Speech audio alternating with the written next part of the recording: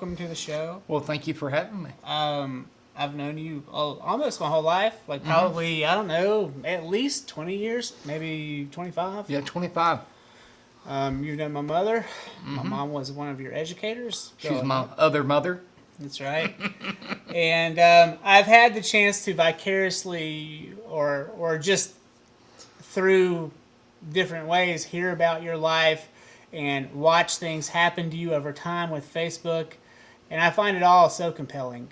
And I wanted to bring you in today because I think other people need to know. What makes you interesting to me is you're an unlikely hero in many ways. You're also an underdog in so many ways. Growing up, people underestimated you all the time.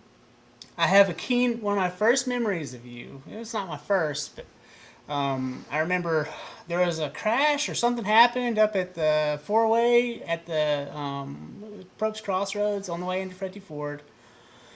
I might have been a freshman or a sophomore, and there you were out there directing traffic. Right out of nowhere, you got out of your car, you ran into traffic, and you started directing people. Now, the older kids thought you were an idiot. Yep. They were just like, this fucking dude, get the fuck out of the road, you fucking stupid ass. Yep. But what happened that morning? We all got to school. And I think that was you were also a volunteer firefighter when you were a teenager, am I right? Yep.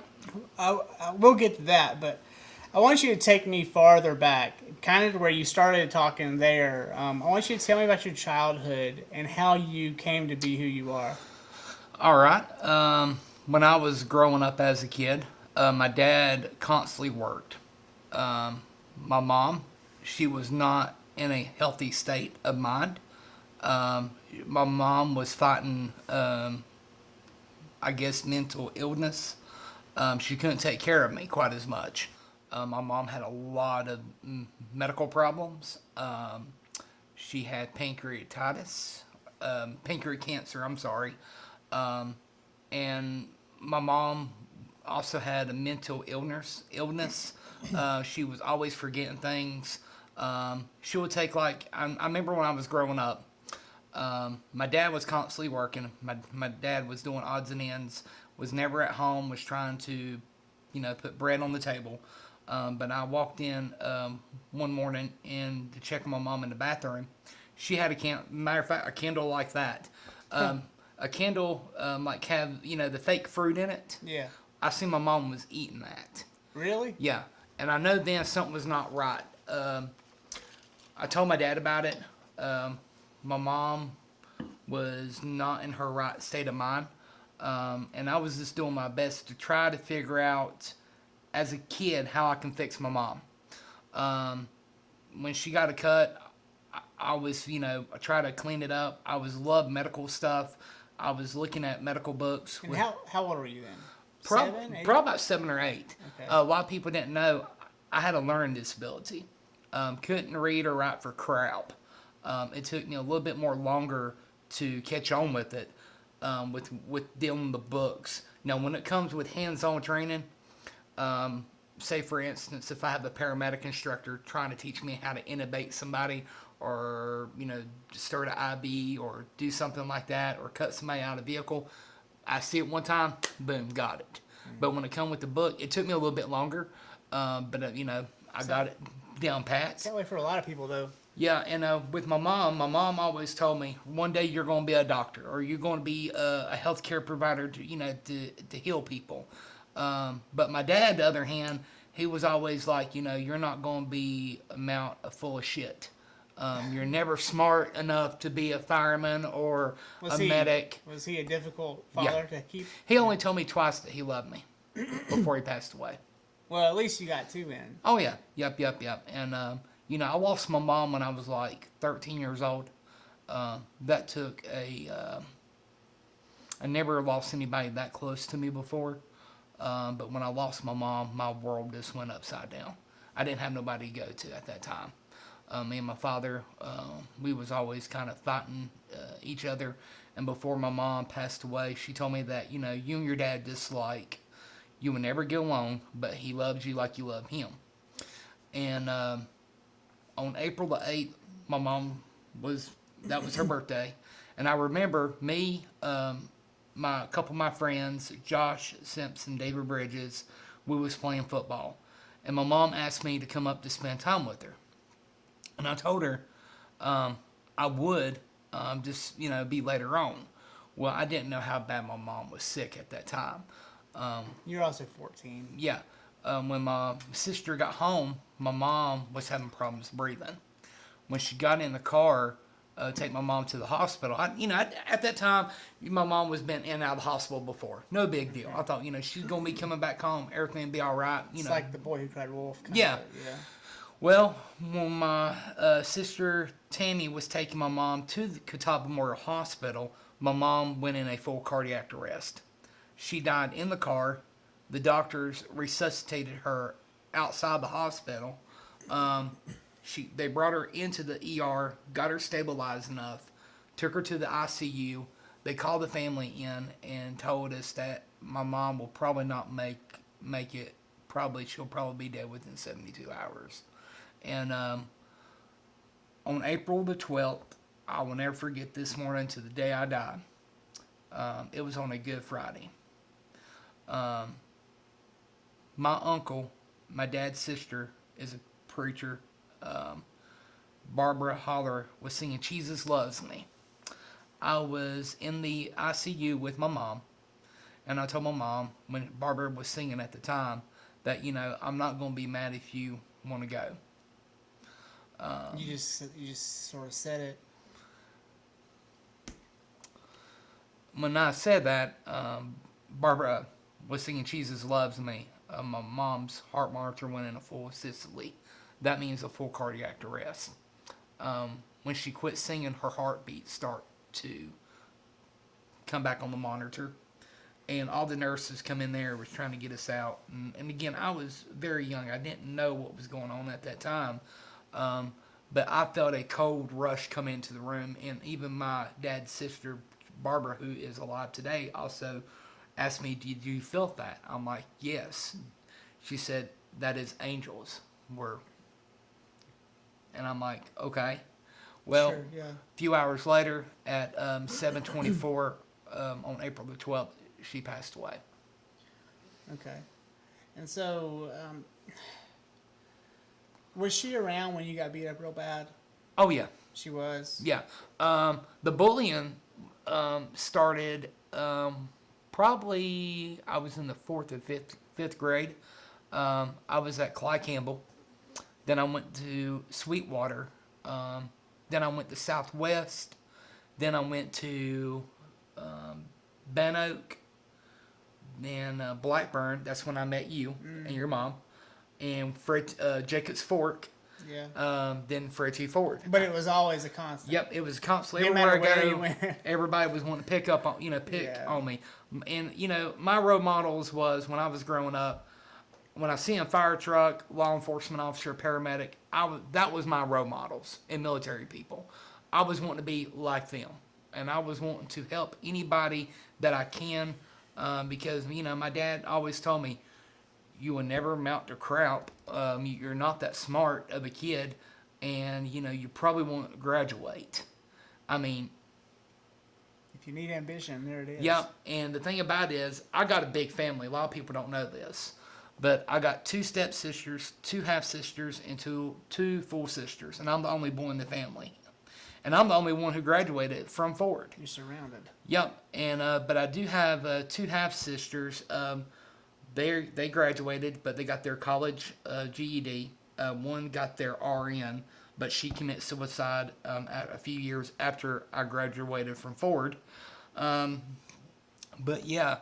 I had a real bad childhood when I was growing up. Well, what happened when you got beat up real bad? Tell me about that. Well, when I went home, tried to explain this to my mom. How old were you? About 13, 14. Okay. I told this to my mom's boyfriend. He was a bad alcoholic. He beat the shit out of me. Did he? Yeah, I was beaten so bad one day. I couldn't hardly move the next day. Let me back this up. When I come home off the bus, I told my mom, because she asked me what happened, why are you bleeding in your mouth. I said, well, I had people picking on me on the school bus. And my mom's boyfriend come home, and he was drinking really bad. And he said, oh, I guess bitch boy got beat up today. And I'm like, well, yeah, I did. And then he started welling on me. He just decided to keep it Yeah. up. He kept on. Probably for about 2 to 3 hours till I took off running. The next morning, again, I couldn't get up. I called my dad, told my dad what was going on. No, I phrased that. I called my godfather. His name was Danny Bradley. At that time, he was a lieutenant SWAT commander for Hickory Police Department. I'll see why you looked up to. Yeah. Danny Bradley, it was out of his Hickory district, but he come over to the house to look at me. And my mom was still sleeping. My mom knowed Danny because he was a family friend. He asked my mom where I was at, and she said he's in his rooms. He didn't go to school today because he was not feeling good. And Danny come in there and he said, what's going on with you? And I told him what happened. I had a group of people beat me up on the school bus.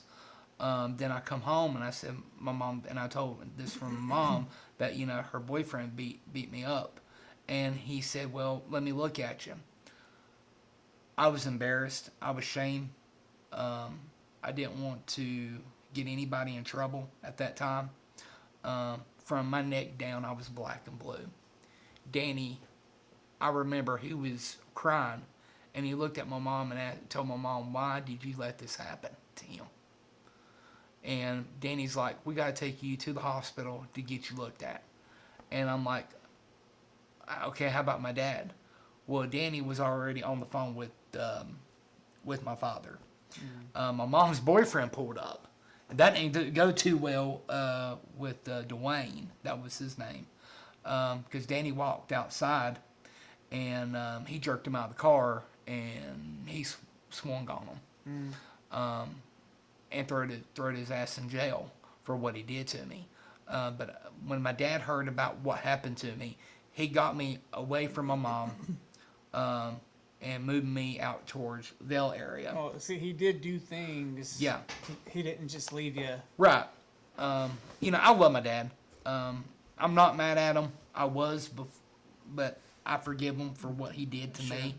Because, I gave it right back to him. I was not a perfect child. I done some horrible things back to him. And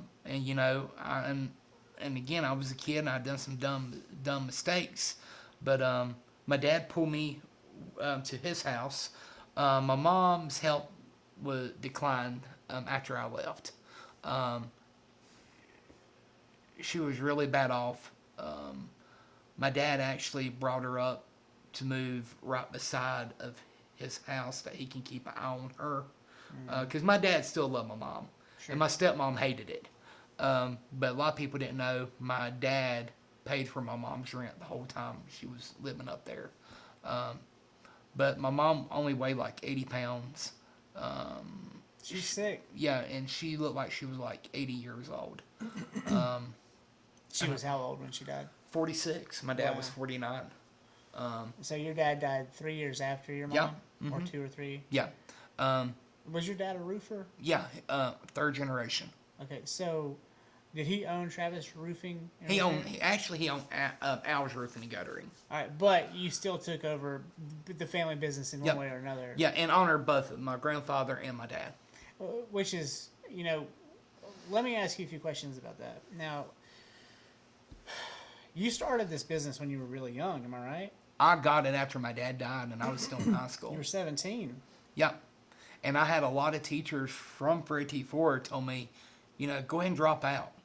Your dad left you the business. You don't need a high school diploma. And what stopped me from doing that was my 5 mothers. Yeah. Because I asked them about it, and they all told me if I dropped out of school, they would have kicked my ass. You talking about your stepsisters and all them too, or just? No. Here's the thing. When 5 mothers talked to me. Yep. Well, before we go on that, I'll back up. Okay. When my dad got bad sick, my dad was a diabetic, and he didn't take care of himself. That's the reason he passed away that he did. Sure. I was about 15 years old. My dad had a party going on at the house, a live band, everything. And my stepmom really did not love my father. Only reason she was there because of his money. Yeah. And I made a comment. Everybody was drinking. I made a comment out loud that, Dad, Gloria does not give a crap about you. Only thing she wants is your money.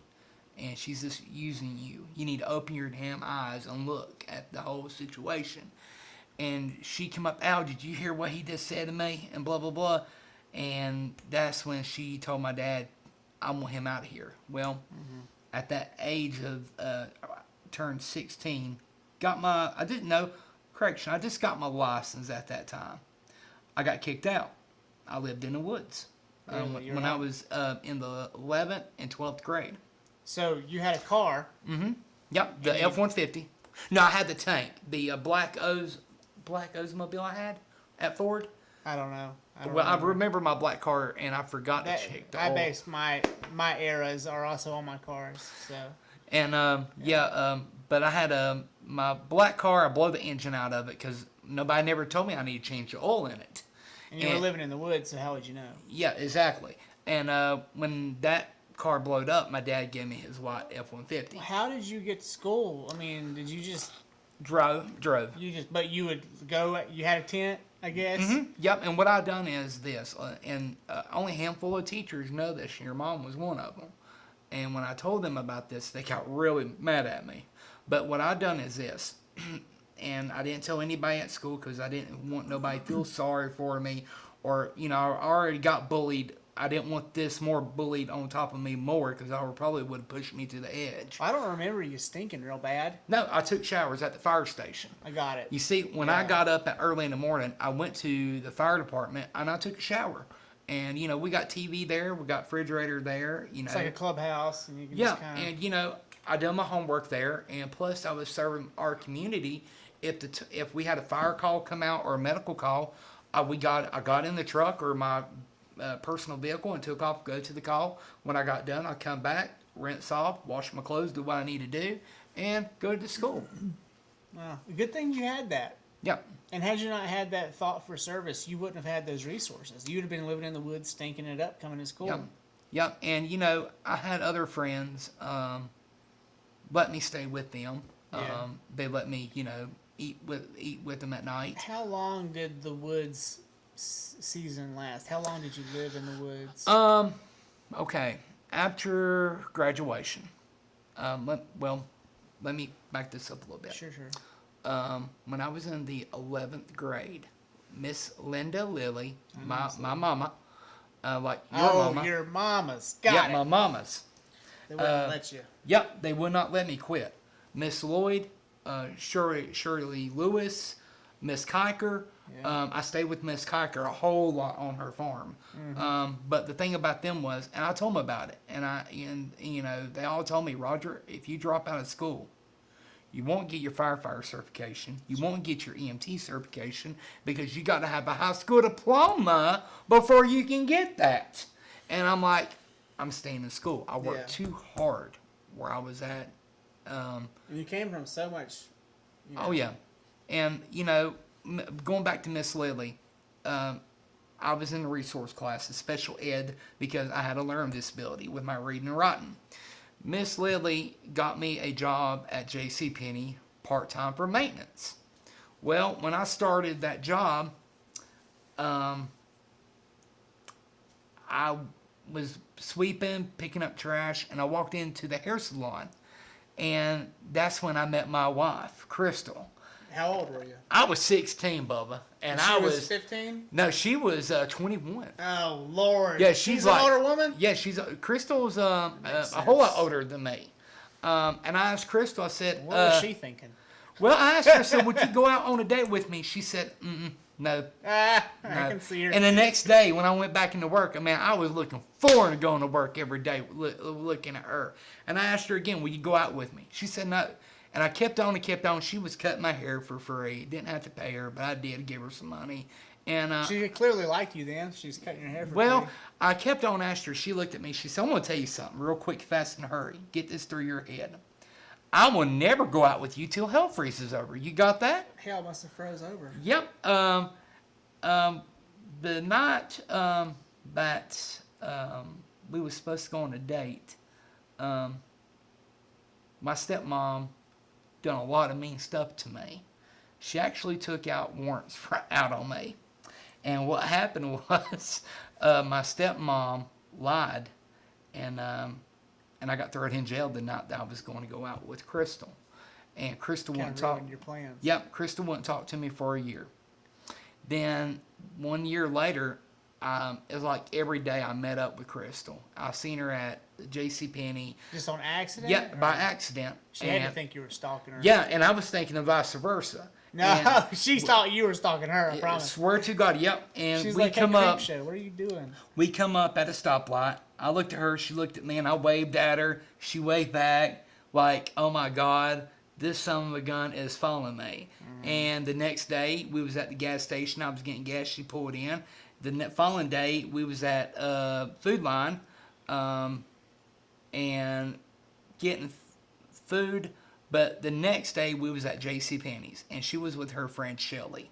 And I went up to Crystal. I said, "Look, let me explain everything to you. What happened? Let me take you out on a date. One day. That's it." But if you lose this one, there's no chance. Yep. I said, "Let me explain like if everything." you stand her up this time, Yep. it's over, man. Yep. And one of my friends, Devin Bulls, told Crystal, "Give him a chance. Just give him a chance. Let him explain everything to you." And we went on a date, and I explained everything to Crystal. My stepmom, what happened was she got really bad jealous because I got a hold of the company. And she wasn't getting that money Right. anymore. And After the he thing, died. yeah. Here's the thing. My dad bought one house for my sisters, a house for me, house for my stepsisters. Everybody got a house. He must have been doing pretty well. Yeah. And what happened was my stepmom took all the land and sold it for crack cocaine. And said that I did this, do that, did this. And I was doing, a roofing for ADA. And we went to court. All my stuff got dropped and dismissed. And my stepmom got in a bit of trouble. Because of the falsifying. Yeah, falsifying, saying that I was, I did something I did not do. And by grace of God, I got a second chance to go back in public safety for Cleveland County. And I'd done that for a very long time till I had, all the surgeries and stuff. But Crystal, when we went on the date, that date never ended. Be honest with you, the next morning I moved in with her. And she will tell you that, I was living where I can. And she said, "Where's all your things at?" Josh, I only had 2 bags with all my clothes in. You're a guy, though. Yep. I mean, And she's like, "Is this all you got?" I'm like, "Yep." She's like, "Oh, no. Oh, no, no, no, no, no, no, no, no, no. We're going to take you to the store." Same pair of jeans. Yep. You wore them every day. Clean. I had one pair throughout the whole week.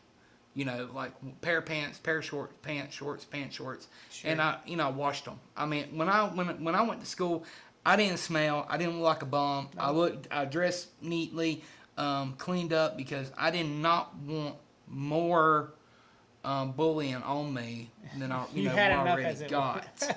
Yeah, because I'm gonna tell you, kids can be cruel. Well, I got bullied at Ford, too. A lot. I mean, I don't think I got it nearly as bad as you did, but... But yeah, but after losing my father, after I lost my dad, I was at my breaking point. And my faith got really strong. I prayed. I didn't eat. I prayed. Were you fasting or just you Yeah. were hungry and you couldn't get it? Yeah, all the above. All right. And I went to my dad's gravesite. My mom was buried a little bit up. And I told my dad, and people can think about. I mean, they won't think bad of me. They can, but this is what I'm gonna say: is I prayed, and I asked God. I said, God, I'm giving you 7 days. I can't do it no more. And I said, I want you to send somebody that will love me, will help me. This was before you knew Crystal. Well, this is when I met Crystal, but we not went on the date. Yeah, okay. Okay. All right. And I explained to God what kind of woman body figure that I wanted. I told God I was wanting a blonde hair, blue eye, big booty, and understanding and loving, more love that you can give and take and receive. And I said, God, if something don't happen within 7 days, I'm coming home. So you can send me to hell or heaven. You literally prayed to God for a blonde hair, blue eyed girl with a big ass. Yes, sir. And He delivered. Yes, sir. In 7 days? In 7 days. That's when, the next day, that's when I run into Crystal. At the intersection and at the... This was after you blew the date before... Yep, the following... after the date was blown. And for like 7 days after, you kept running into her. Yep. Every day. Yep. You bet you were getting green lights, too. Oh, yeah. And when we went out on a date, I told her everything. And Sure she just laughed. couldn't... Yeah, she laughed, she cried, she just could not believe what I've been through. And I can say this about my wife. She is a good woman. She has changed me from the inside and out. When I was a kid, I was a bastard. I mean, I had a rough childhood, and I was not thinking straight a lot of times, and I didn't know how to act, but she helped me. To turn out the man I am today because of her. I want to talk. This isn't on here, but I want to talk about bullying. Yeah. As a topic, you and I, or you specifically, seem to have a lot of experience with this. Yep. You got a daughter now. Yes. You only have one, right? I actually got 2 daughters You got and 2 sons. 2 daughters and 2 sons. Yep. Okay. Now I don't know if they were getting bullied like you were. Yes. What are the environments like today versus when you and I came through in the 90s? It's worse. Because of social media? Yeah. Tell me. My daughter, Tori, a lot of people picked on her because when she invite her friends over, and Crystal and I have worked very hard for what we do. Mm-hmm. And, like I told Andrew's friends, Tori's friends, that, when you bring a kid over, and I tell them up front, if you come over to my house, don't lie, don't steal. If you're hungry, I'll feed you. If you need your clothes washed, we'll wash them. Mm-hmm. If you need something, ask, and I'll do whatever I can to help you out. Mm-hmm. And they, a couple of Tori's friends like, oh, Tori, you're a spoil. You get everything that you want.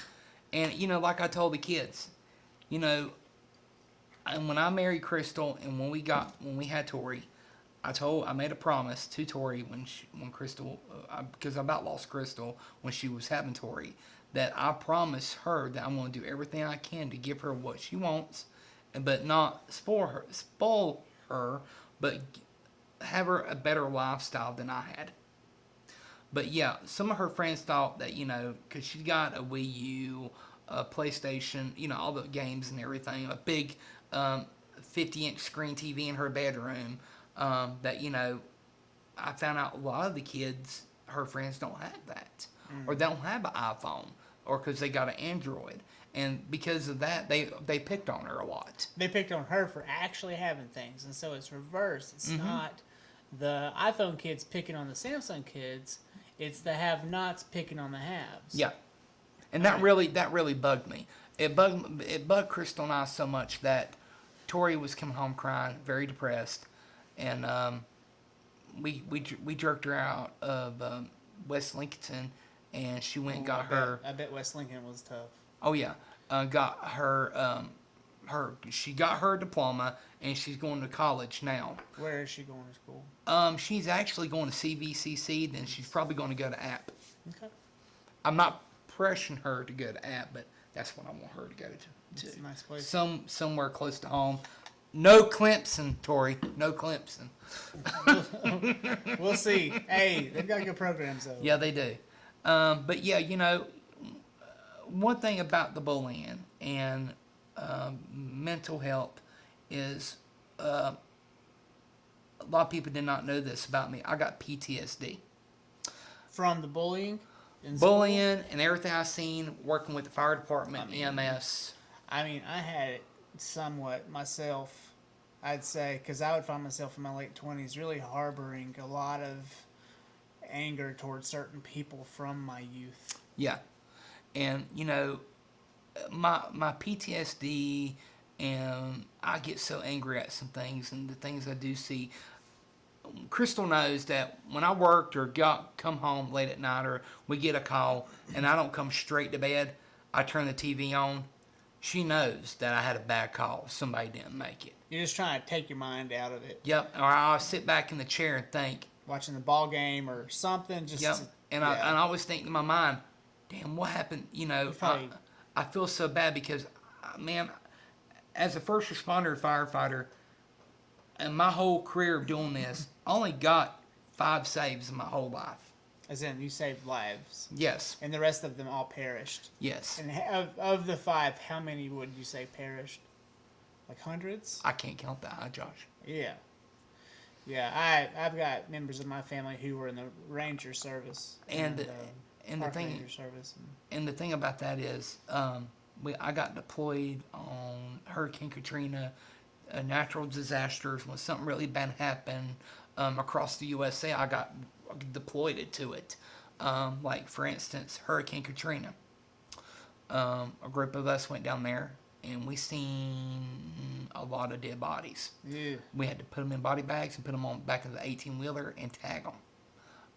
We slept on the highway. People shot at us. Gulfport, Mississippi. And we was also in New Orleans. We was down there for 14 days. Then, when I come back up here, I was bad. Waking up with nightmares. PTSD was really bad. I was sleeping when I did sleep.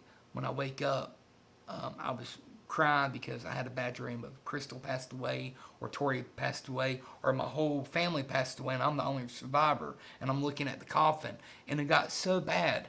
I didn't say this to anybody when I worked with the EMS or the rescue squad or the fire department, because when you go in the schooling and when they teach you to man up. Don't come out and say you got problems. Okay. And now, because That worked out well. PTSD is real.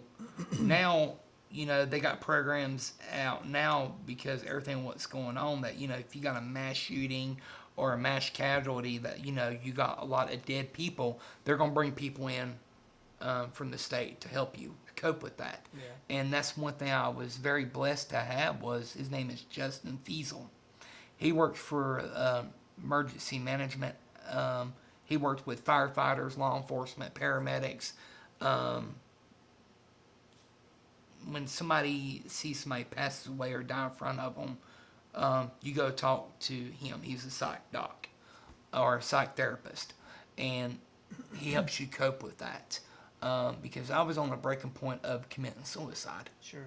And I came close to doing it a few times, till Crystal got me the help that I need. And what was that help? Tell me. Me getting the help or receiving the help. What services were provided to you that allowed you to kind of break your cycle of whatever it was? Well, what really got it was Crystal told me this, that she loved me.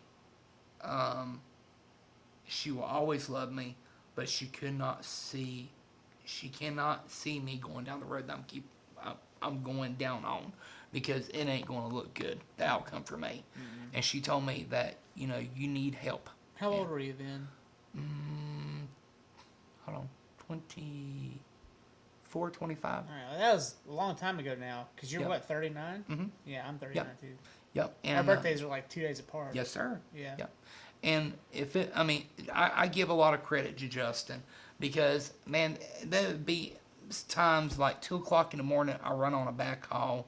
I lost an infant or a person my age passed away, and I'm on the phone with him. He's in a dead sleep, dude, at his home. I mean, calling up, talk to him, he'll wake up, he'll wake up and talk to me. I know one time I was on the phone with him for 3 hours just crying, couldn't talk. And he's like, telling me, it's okay, Roger, I got you. One of the worst, I don't know if, yeah, I can say this now. Just talk about it. It's fine. We can cut it later if you have to. One of the worst calls I've ever been on in my life. I was at the house of Crystal. Tori was a 6, I think, 7 or 8 or something like that. Call come in of a shooting. Okay, right below the house. Near All you? right. Yep. Got on the radio, checked in route, and because I was very close by, and arrived on the scene, and they advised me that I need a stage because law enforcement needs to clear the house first. And I advised them there is a patrol car in the front yard. I'm going in. Time I get on the porch, and another officer grabbed me, threw me over the hood, saying no, it's the officer. Well, The officer was the culprit. yep. And I want to pause that for a minute. There was an officer in North Carolina, I'm not going to say which department. He arrested an 18-year-old black male for crack cocaine. He found out that this 18-year-old black boy was having an affair with his wife. He went home, grabbed his 3 kids. The youngest one was a 7-year-old, and the smallest one was a 2-year-old. The oldest one was 7. Yep. The smallest one was 2. Yep, and I think the other one was, maybe a 5 or 4-year-old. He took his police weapon in the bedroom with his kids, shot himself in the head. Did he shoot the kids too? No, only Why would- himself. Why would he let them witness it? I don't know, Josh. Don't know. That And that when couldn't have been it. when we got there, we couldn't do anything for him. DOA, that means dead on arrival. I know, yeah.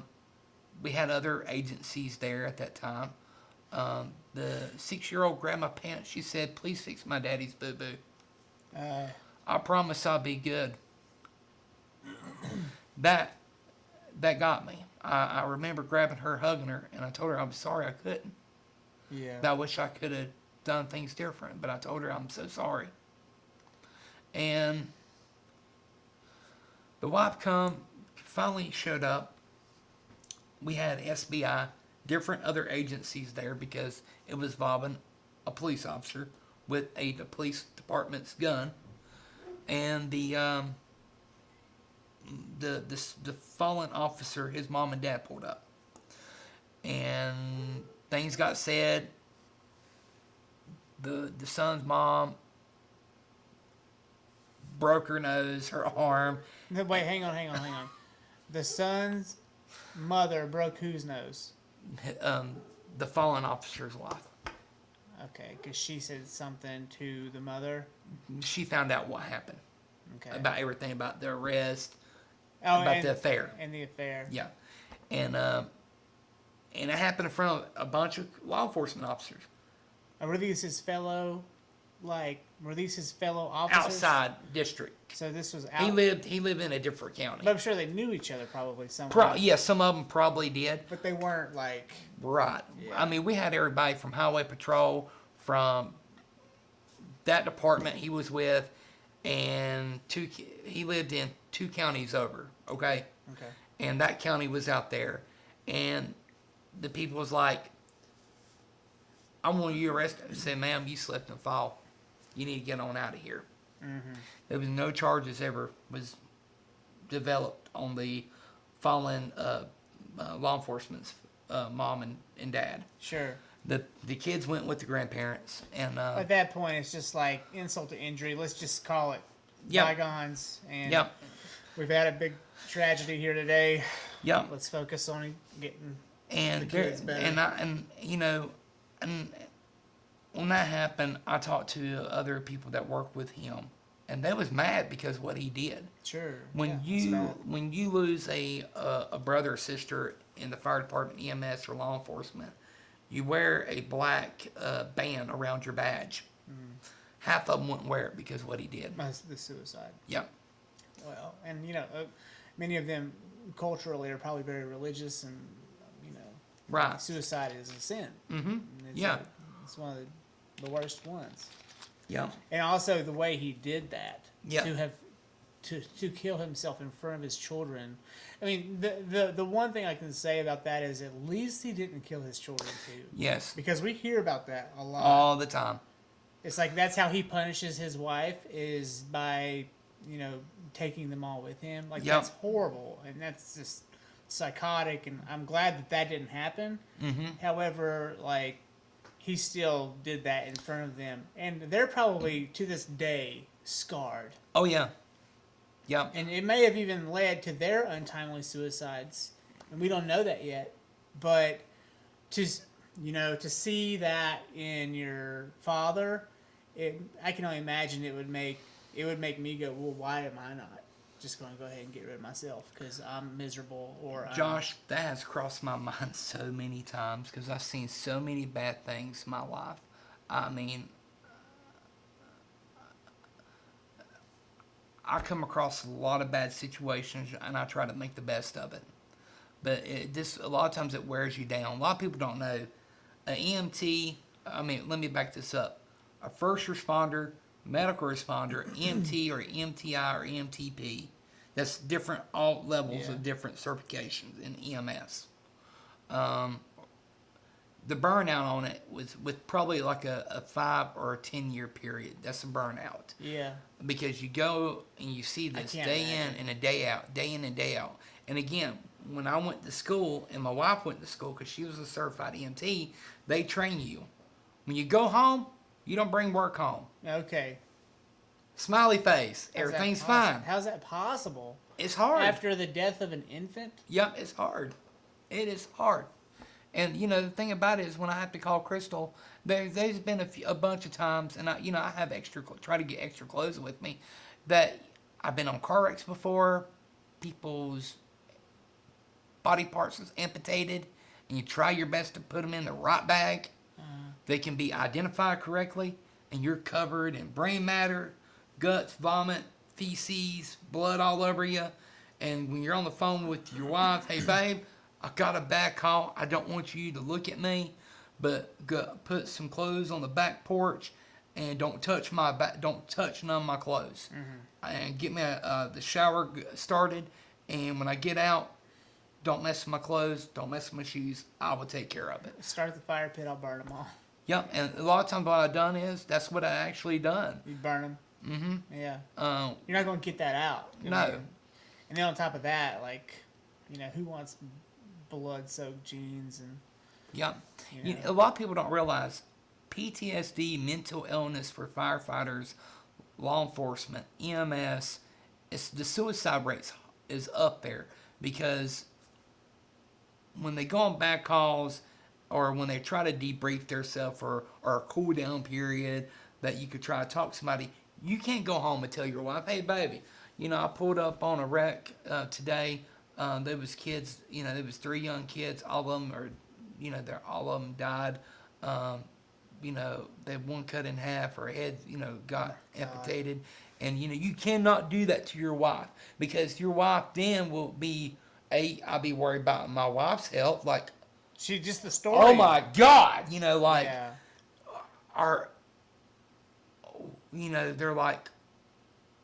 I don't want to put her worrying on me. Well, also, like, one thing that bugs me with my own mother is she'll get the bad news and she'll talk about it. Mm-hmm. And that negativity begets more negativity. So, like, if you tell me, or you tell Miss Lloyd, right, and then Miss Lloyd tells me, that, ignorance is bliss in a way.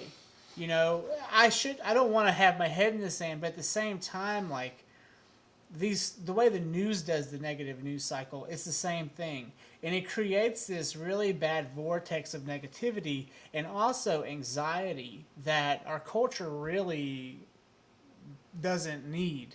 Right. But then the question, it's a strange, I don't even know how to put this into words, but like, we don't want to hide from it because it happens every day. Yeah. But you know, how do we shelter our children and our most sensitive from this, all while making it so that it happens less often? How do we do that? We need to educate our kids. You know, like I tell Tori and Andrew, there is evil in this world. People's going to do mean things to people. And, you know, the thing about that is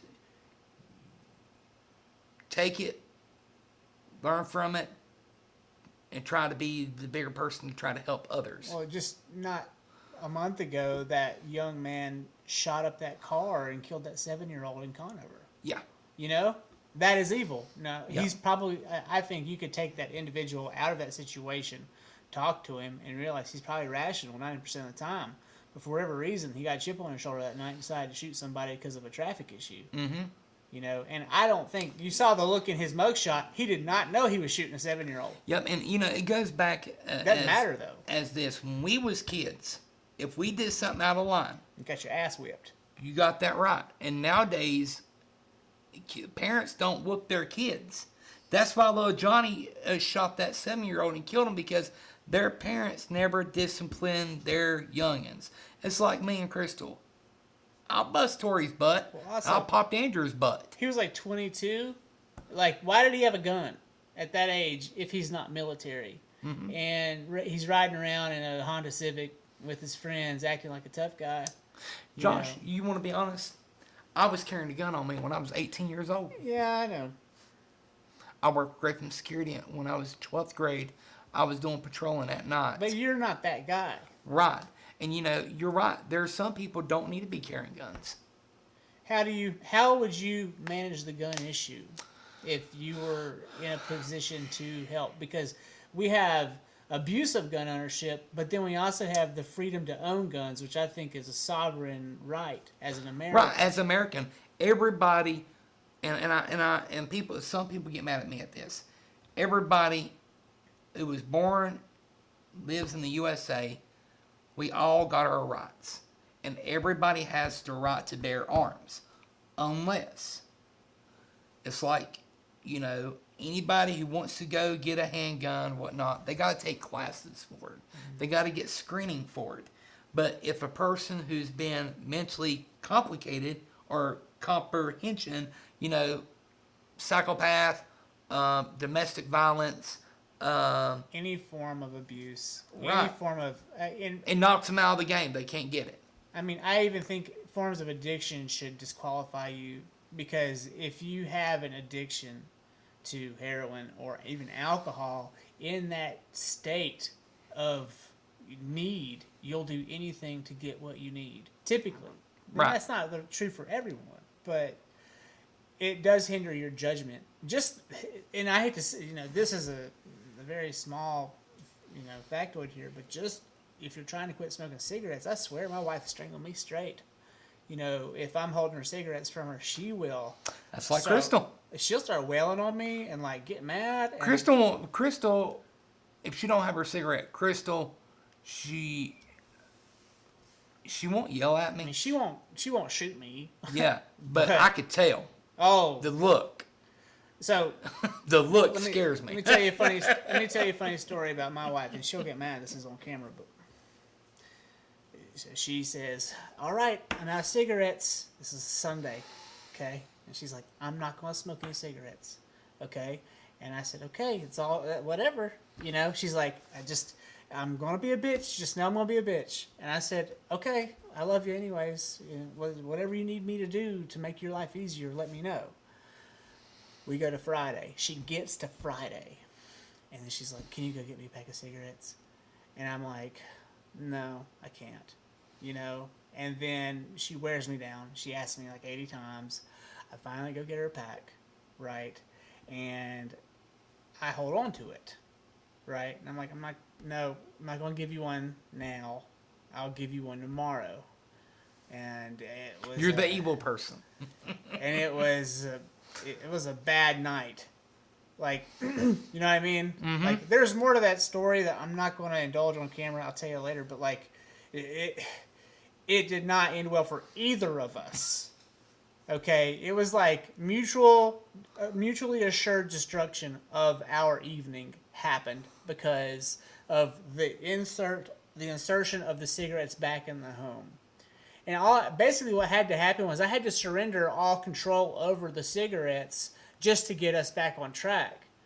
And, well, she never quit smoking, did she? Right? And she's a light smoker. She might smoke a half a cigarette, maybe a full cigarette a day. But, it's not a pack a day or 2 packs a day. But, to break that cycle is so hard. I can only imagine what heroin's like. Like alcohol, even. My sister, Billy, was on drugs really, really bad. And it's like, when I told you earlier about my mom, her health is declining. She was looked like she's 80 years old. But she was only 46 when she passed. My sister is 40 years old. 30, yeah. No, correction. 42 years old. She looked like she's in her 70s. Mm. She only weighs no more than 70 pounds. She has been on life support. I have multiple doctors at that time call me, told me that she's not going to make it. She's got more than 9 lives of a cat. And she's doing better today. She's not taking any more drugs.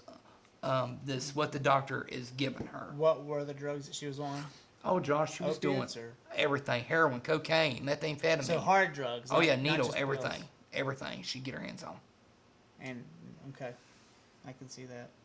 But she's off of now? Yep. Except for whatever, methadone or whatever. She's actually, I think, on Percocets because she's got the same issues that I got. With mine, I got, hold on, there's only like 1% of the people in the U.S. has it. Spinal stenosis, that's what I got. And that's very painful. Is it the curvature of your spine? No, your spine, your spinal cord, and your bone is shrinking on your spine. Okay. And it can paralyze you. Okay. Very painful. Okay. And they operated on me 2008. Matter of fact, Miss Lily, Miss Mama Lloyd, come see me at CMC, Carolina Medical Center, Charlotte, when they operated on me. I'm the first patient at Carolina Medical Center, at Carolina Neurosurgeon, the spine. They saved my life. They put in titanium discs and vertebrae in my lower back. How many surgeries have you had now? 40. 40? You've had 40 surgeries? Yeah, lab procedures. When did your first surgery happen? First surgery, I was doing some work in Southport, right below Governor Mike Easley's house. Okay. My appendix ruptured, and I got a nice escort to New Hanover Regional. Sure. Doctors come in and told me was that... a helicopter flight, or was it... Nope. Okay. Police cars. Okay. Running, and the doctors thought there was an officer been shot, but it wasn't. And the doctors was telling me, you got to have emergency surgery. And, a day prior to that, I was picking with my wife. I called my wife, and I done a stupid thing. I pretend like, I did. I told her, Roger's really bad, messed up right now. He's on life support. So they thought the second time that was... Crystal thought she hanged up on me. I told Crystal, I said, before I said that, I asked the doctor, I said, do I have enough time to go from New Hanover to CMC Charlotte by helicopter? They're like, no, you'll die before you get there because it's already a rupture. It's poisoning your body now. I'm like, okay, I guess we're going to emergency surgery. Not a problem. And I said, before we do that, can I please call my wife real quick? And they're like, yeah. I said, hey, babe, how you doing this morning? She said, why you not call me early this morning? I said, well, that's why I'm telling you now. I'm having emergency surgery. Click. She hanged up on me. Yeah, I bet she did. I said, oh, my God. And I told the doctor what I did. He laughed at me. He said, you're stupid. He said, let me have the phone. He got on the phone. He told Crystal what was going on. And Crystal couldn't automatically drive down here that day. Yeah. And I told Crystal, if something happens to me, I love you, and I'll see you when I get out. I was in surgery for 6-7 hours, and I was in recovery. I was in the hospital for about 8 days. And so from then to now, you've had 40 surgeries, and you've had to have been given pain pills. Yes. Did you find yourself addicted to pain pills in any way? My honest opinion, yeah, I'm on them today. Okay, and you're on them for the same pains you had before the surgeries. And so basically pain comes with, I guess it comes without the pills now. If you stop, can I ask you your regimen? Like, what is your current regimen? Is that okay? Would you be willing to tell me? Yeah, I'll tell you. I usually don't tell people, but I will, because I think this is very important. It's important for people to know, especially people who are suffering from post surgeries and stuff. Yeah, I got, and I can show you pictures if you want to see them. Nah, it's fine. My stomach don't look like a stomach. I don't want to see the inside of your stomach. I got a lot of metal and mesh. Yeah. I have to carry a ID card on me, because when I go into a federal building, or like Washington, D.C., when Donald Trump was in office, we was in there to see everything. I had to keep a card on me because I set the metal detectors off because I got so much metal. Well, my dad would set them off because it's hip. Yep, and it can be embarrassment sometimes because when you go and you set the alarms off, especially it's like at the farted. warehouse. It's like you farted. Everybody comes like, "What you got? What you carrying? You got any wet?" I'm like, "No. Let me explain." And I'm telling them, I got multiple surgeries and I got this on me, that on me. I'm raising my shirt slowly because I don't want to get shot. And they're like, "Oh my God, okay, never mind." You're all scarred up. Yep. But yeah, it was leaving one surgery after another surgery after another surgery. It's like when my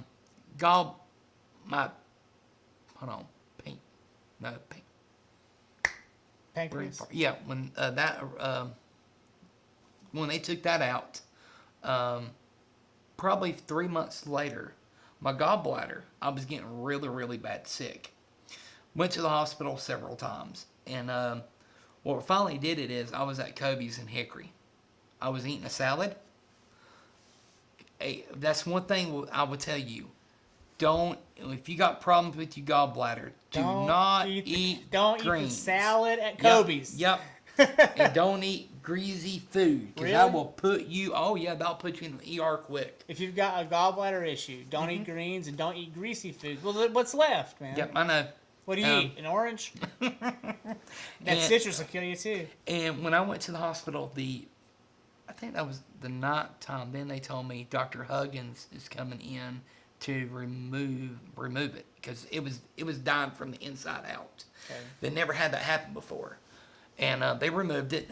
Then after that, I was in a very bad car wreck.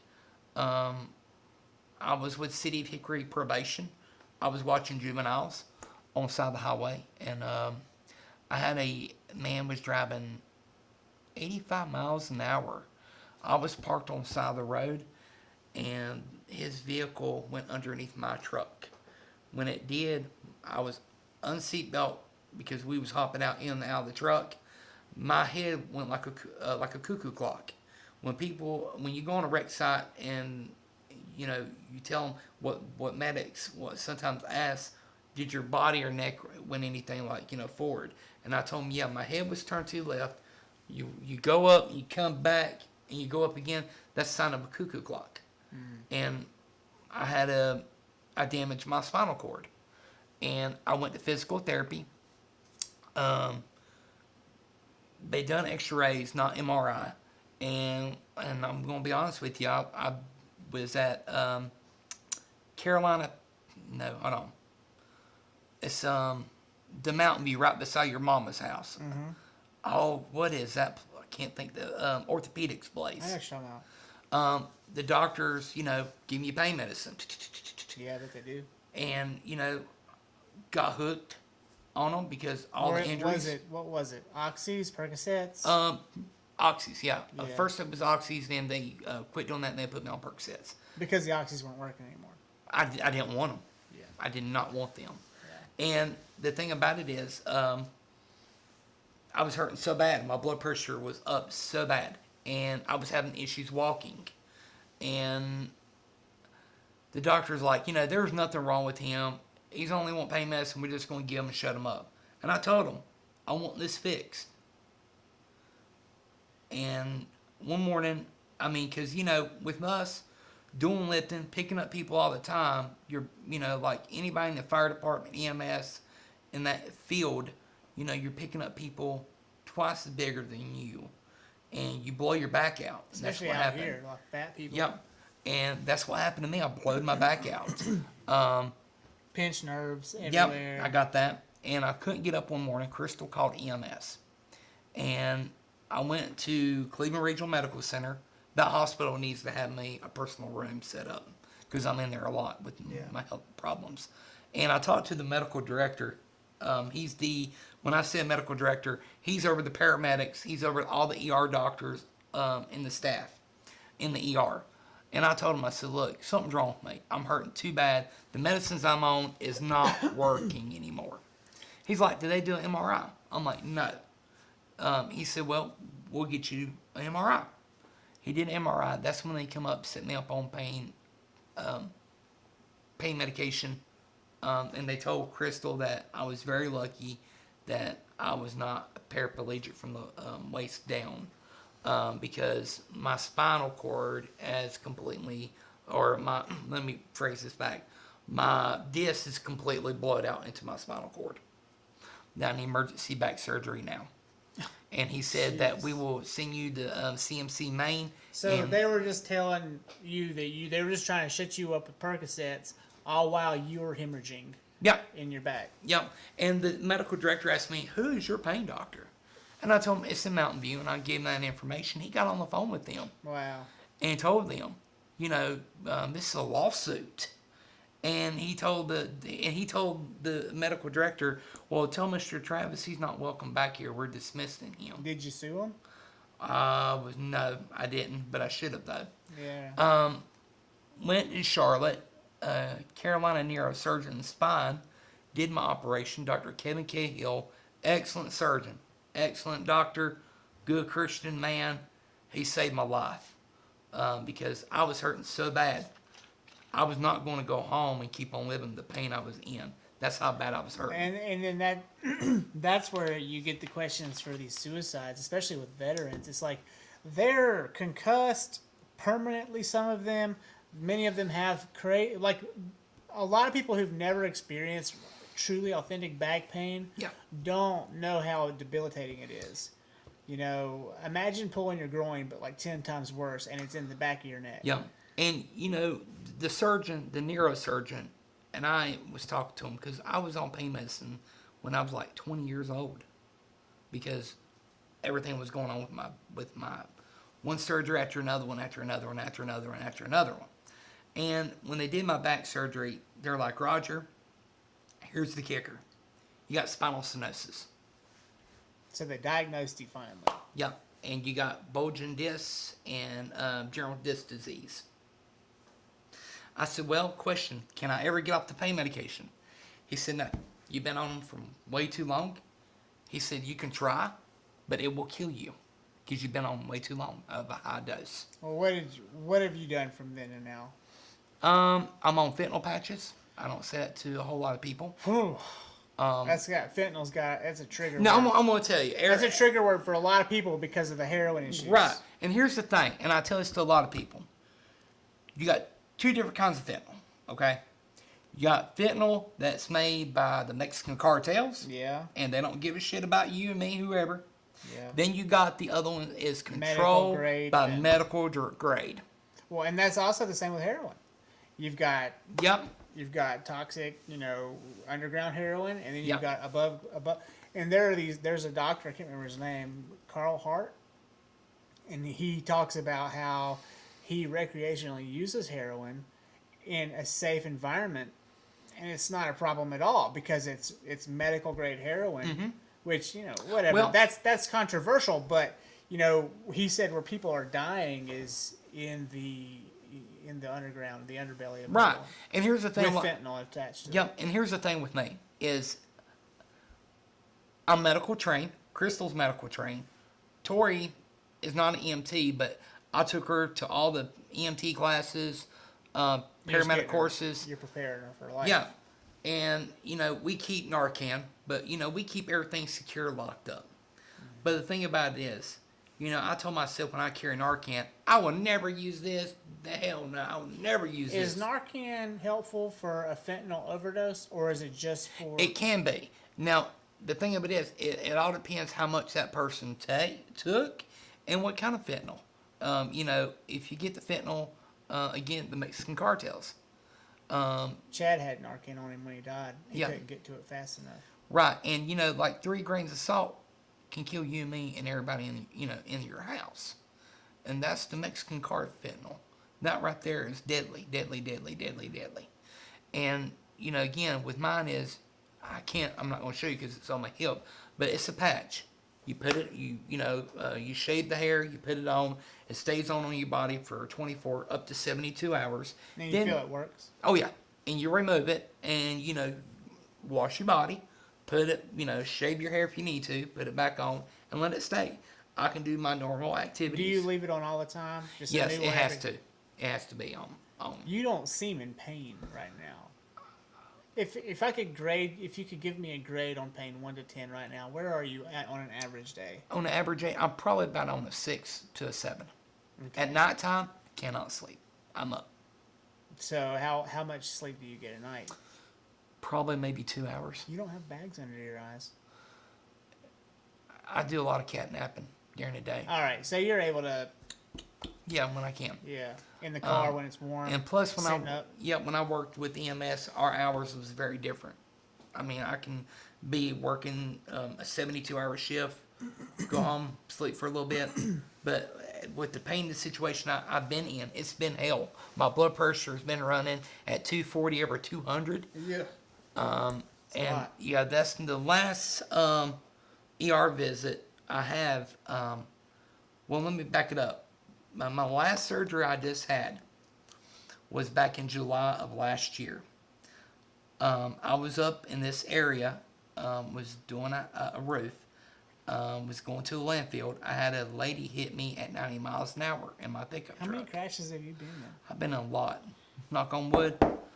Not my fault. Is this No. because you're always on the road? You think that you increase I your want to tell you chances? something. If Josh, if you come with me for a week, you might run up on with me on a wreck, shooting, stabbing, house fire. I hear it's crazy. Yep, it is. A lot of people won't ride with me because of that. You're like a magnet for crazy shit. Mm-hmm. Yep, and I had people that not working with me on the fire department because they know I was working this weekend, full moon. They're like, oh no, I'm going home. You get somebody else to come in. I saw that full moon last night. I thought about that. That is real. The full moons are real? Oh yeah. What if they fall on the 13th? Is that a thing? Does it matter? On a Friday? When it's a full moon, people act crazy. Do people act crazy, or do things just happen? Like, are there do crazy things happen on full moons too, or like random circumstances? Yeah, because when the body. Let me make sure I'm trying to be smart about this. When okay. the full moon is up, and the water, the ocean, high tide, low tide, right? Yeah. And our body inside of us is water. So blood. we're also having those high tides. And Exactly. So our blood pressure goes up, our energies go up. People do stupid things. They don't think correctly sometimes. I felt like I've had more energy as we've entered into the new moon cycle or whatever. So maybe that's a thing. Or maybe I'm just getting my carbs. I don't know. But yeah, but back in July, well, 2 months prior to that, I went to the hospital. I was peeing blood. I don't tell that a whole lot of people. And I told Crystal, I said, something ain't right. I'm hurting too bad in my stomach area down here.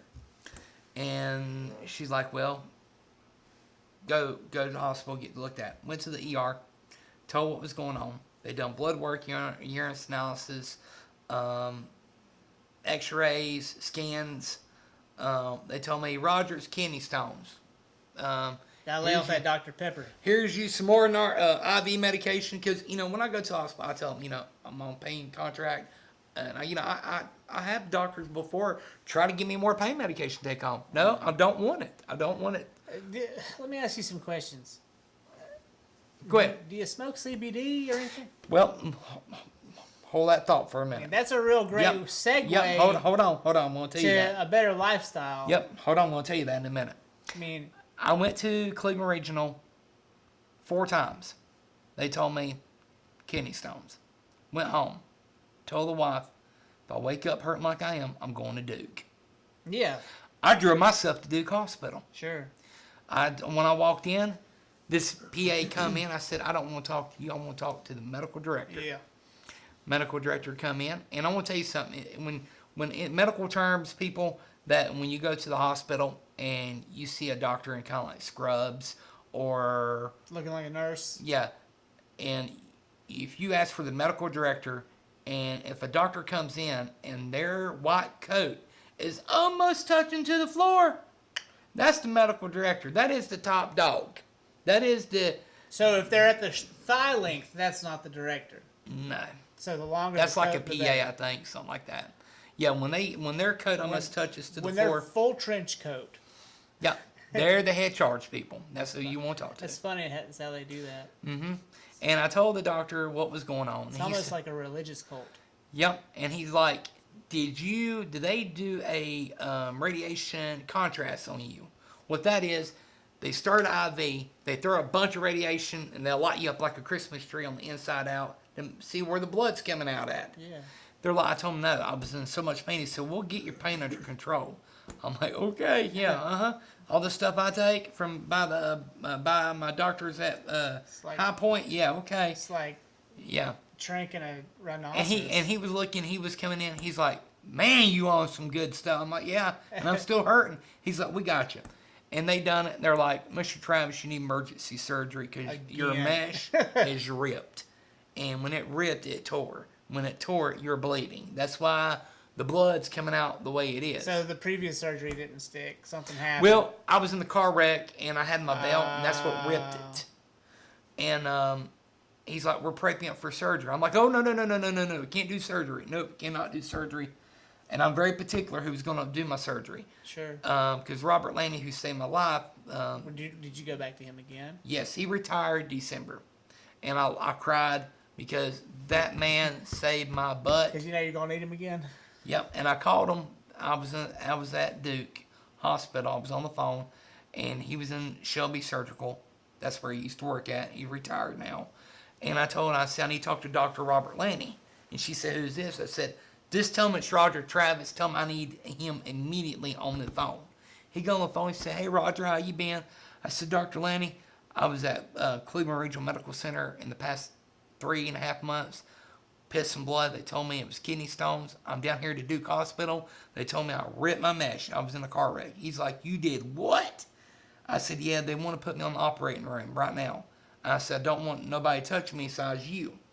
He's like, I'll get you on the OR tomorrow morning. Or if you're in enough pain, come on down here to the hospital. I'll go ahead and admit you, and we get you in first thing in the morning. And we can monitor you. Is that what you did? Nope, I didn't want to go to the hospital because I'm tired of hospitals.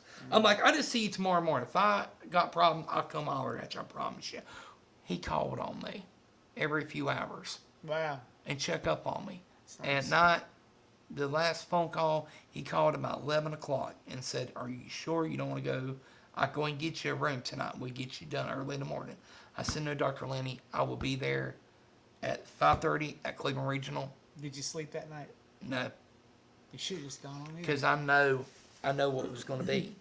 Because the mesh that I had. Were you sick to your stomach at all? Did you? Yeah. Were you throwing up? Oh yeah. Because I've noticed with just like if I have a really like if I hit my shin hard enough, I want to throw up or shit myself. You know what I mean? Like, and so I can only imagine tearing a mesh inside your chest. Yep. What that would do. I mean, Now you take 2 pieces of paper, okay? What they done is from down here to my private area, to my sternum, from here to here, They ripped it out. They put all new mesh in. Come on back up here. Come on up here. Okay. There you go. And when they did that, after I got out of surgery, I was in the hospital for about 8 days. When I was in the recovery room, I was in so much pain that they was trying. This was after the surgery with the doctor you preferred. Yes. Okay. Back in July. What they done is this. This was recent. Yeah. They changed all their protocol procedures on pain and narcotic medicine. I know they did. A person that gets 1 milligram, 2 milligrams, I never had any pain medicine, okay? What they do, they start you out as a 0.5 milligram. Then, if that doesn't help, then they can raise it up to 1 milligram of morphine, Dilaudid. That's different with fentanyl, because you got different, like, it can come in a liquid form, but it's also in a patch form. Yeah. But the max they can give you is 2 milligrams. That's it. No pain pump on this. And what they done was, when I woke up, my blood pressure was at A lot of people hurting. 260 over 220. And I told them, I'm in a lot of pain. I can't hardly breathe. And he come in, and he's like, what's this? What did y'all give him? A 0.5. And I told, when I tried to speak up, Chris was like, oh no. No. He's got to have something stronger, because what he is on right now is not doing, at home what he takes at home. This ain't, It's not even close. Right. And Dr. Laney says, okay, bump it up to 1 milligram every 15 minutes. Give him 1 milligram. And he said, for 1 hour, you'll get 4 shots within an hour, 15 minutes apart. The second hour, he gave me a fentanyl patch.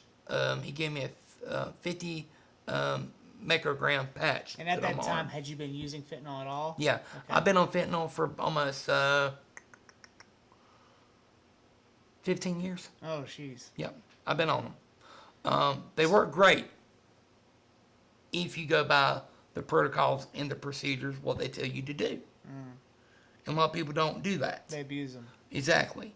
The thing of it is, when they did that for the patch, the next hour they gave me a Percocet 10. Next hour, Percocet 5, then the shot. It was the shot. What's the shot? Percocet? No, it was Dilaudid. Dilaudid. Yep. You see, there was Dilaudid for when I got out. The second hour was a fentanyl. Third hour, it was a Percocet 10. The fourth hour was the shot. The fentanyl patch, let it work. Percocet 10, it was like that. Every hour, I was getting something to try to bring my blood pressure down.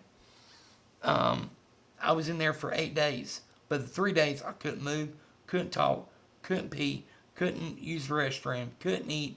I was hurting so bad. I'm sure all of that's making you constipated, too. Everybody asked, are you constipated? Are you having problems pooping, peeing, or anything like that? Or your sex life? How's your sex life? Can you get it up? How's your sex life, Roger? I'm a 21-year-old boy. Woo! I bet. I love it. Okay. I got a good wife. I'm going to tell you something. My wife, she is a rock star. If it wouldn't be for her, Josh, I wouldn't be here today. I don't know, man. So, I asked you about CBD. Yes. Are you using CBD now, or do you think it works? I'm going to blow some people's minds. Yes, I have smoked pot before. Ooh. But I get a bad reaction to it. What happens? I get real bad sick on my stomach. Really? Yeah. It's because of the fentanyl patch, I bet. Well, I had my pain doctor in High Point, he owns he's also a doctor in California. He also owns marijuana facilities. And when they get everything past North Carolina, he does CBD stuff already. It eventually be THC stuff. Yeah, but you got to ask for him directly. His other PAs and other docs won't push it. Did he ever give that to you? He offered it to me, And the thing about it is, I couldn't do it because I get so bad sick. Did he offer you Marinol or anything like that instead? Yeah, And did you use Marinol at all? got really bad sick. Yeah, same thing. Okay. I was just wondering if maybe through a pill form that might do something differently for you. You see, Josh, another thing is, with all the surgeries I have, and, I don't care what people think about me. I really don't care what people think about me. When I got injured and when I got stabbed, when I was fighting for my life, when I coded twice, I bled out. And when I was in the ICU, this happened in 2008, they pumped so much drugs in me to keep me alive, different blood.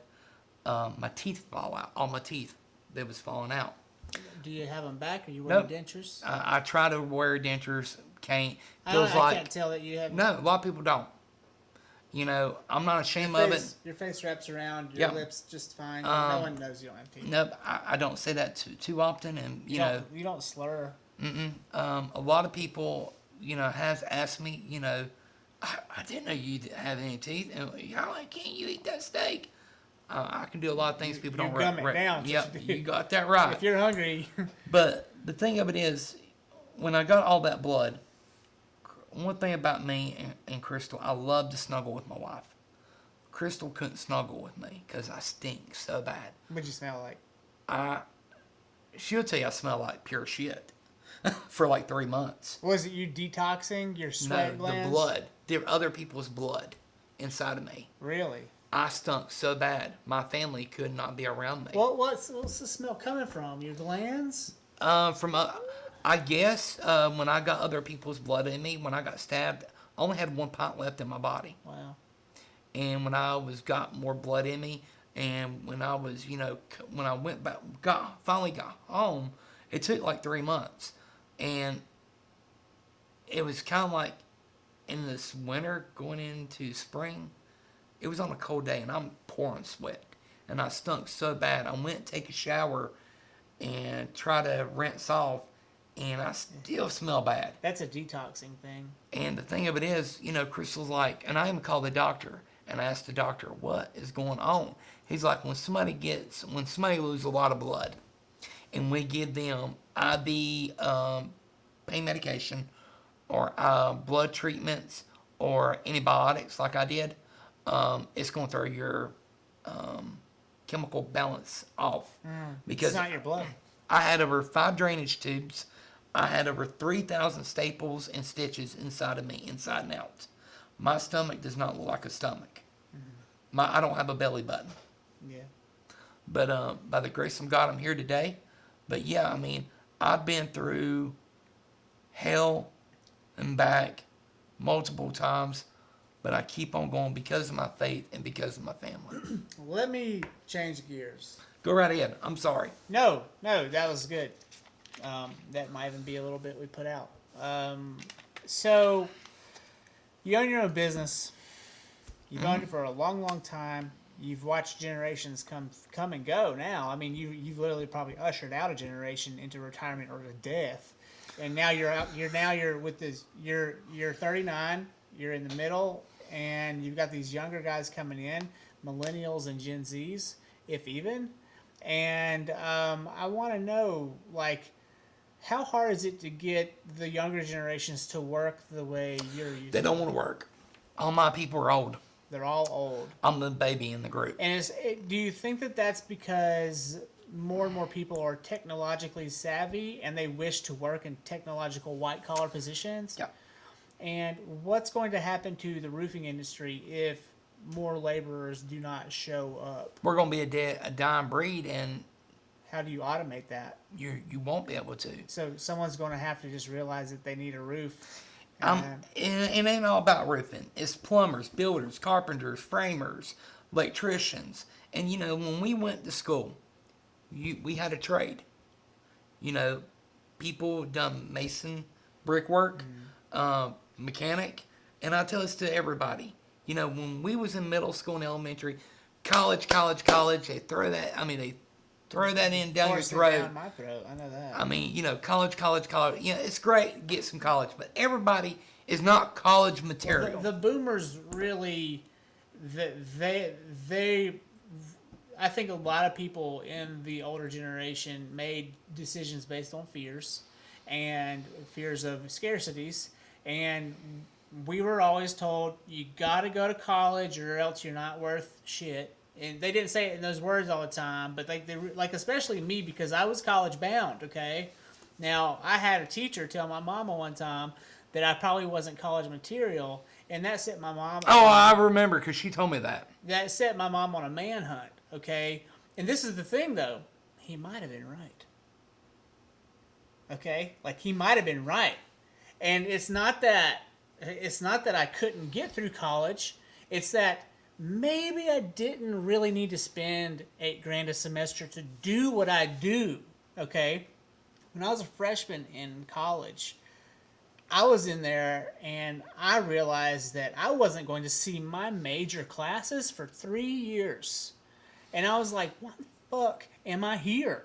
I could literally, because before I left for college, I was making money making videos for my football team and then wherever else I could find. I didn't realize how hard the industry was going to be when I was that young and I was naive. But I know now, after my 4 years in school, after getting my degree, that if I have a son or daughter who wants to go into what I do, I'm probably going to throw her in on the job to where she learns faster, and let's get her a 2-year trade technical degree. That's what my father did to me when I was a kid. My grandfather, they threw me into it when I was like 5, 6, 7 years old. But this is the thing. The one thing that might have been lucky for you was that because of your learning disabilities, people didn't expect you to have to go do that.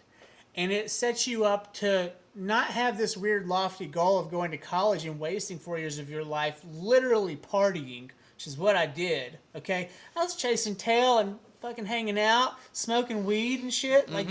And I was living off FAFSA, which is just like, I wasn't even living off my parents' money. I was living off FAFSA's money, okay? They were giving us money to live in a dorm, hang out with people who were my age, and in a way, I feel like it really hindered my growth as a professional because I was distracted.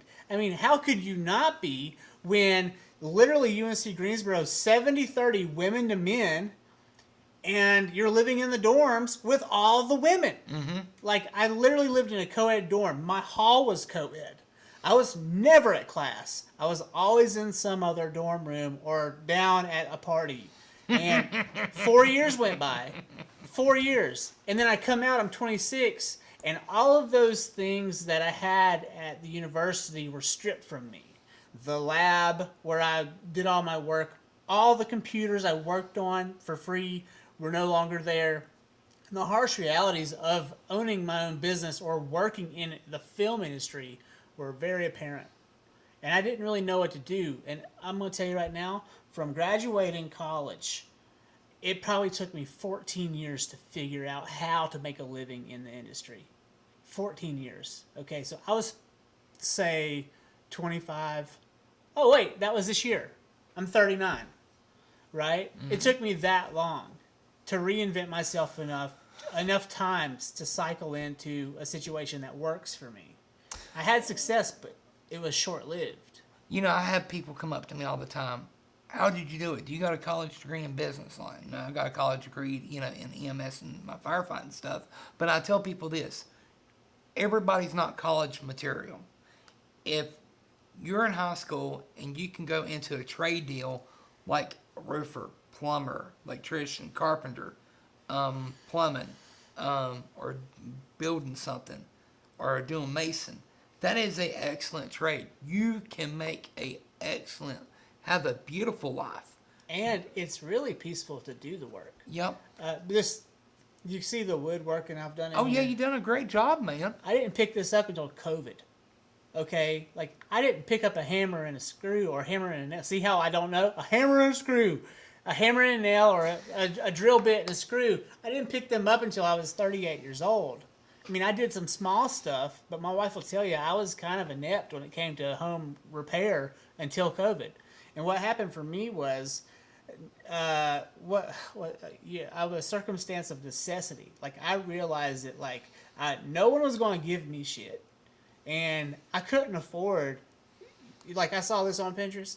I saw that. You can't see it on camera, but there's this beautiful wall back here that's actually condensing our sound so we don't sound like, we're in an echo chamber. Yeah.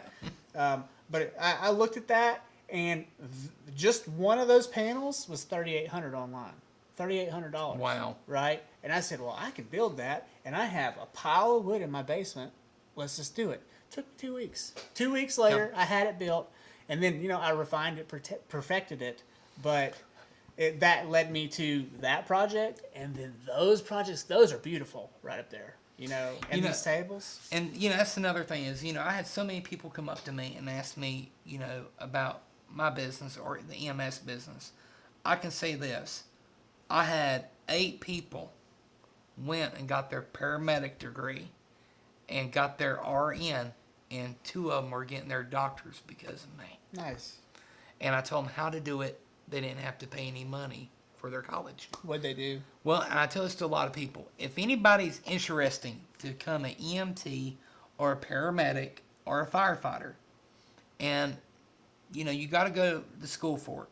What you can do is, if you live in the city, or it's a little bit more difficult in the city, but if you live out in the country, you can join your local fire department or your local rescue squad, and it's called state exempt. And what that will do is that will open you up the doors just by volunteering. Just by volunteering when you can, they'll send you to school. And here's what a lot of people do: is after they get certified, right?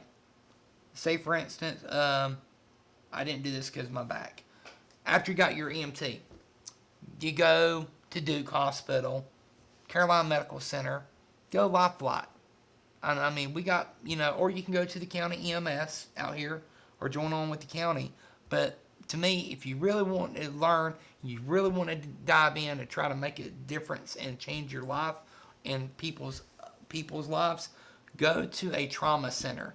Join their hospital staff. I know they need you. Med Center Air, for instance, if you join with them and you're a basic EMT, you don't have to be on a helicopter if you don't want to be on a helicopter. It's probably not for the faint of heart. Or if you don't want to be on a plane, you can be on a ground ambulance. Here's the cool thing about this. When you're on ground ambulance, you work with other RNs, anesthesiologists, other doctors transporting the patient. A lot of people don't know this. In the back of the Med Center Air ambulance, they can do some surgeries. Yeah. And quick ones to save lives. But the cool thing about it is, if you work with a hospital and they'll come up to you like, Josh, you're an EMT, right? For instance, they'll be like, Josh, how would you like to go? You go get your paramedic.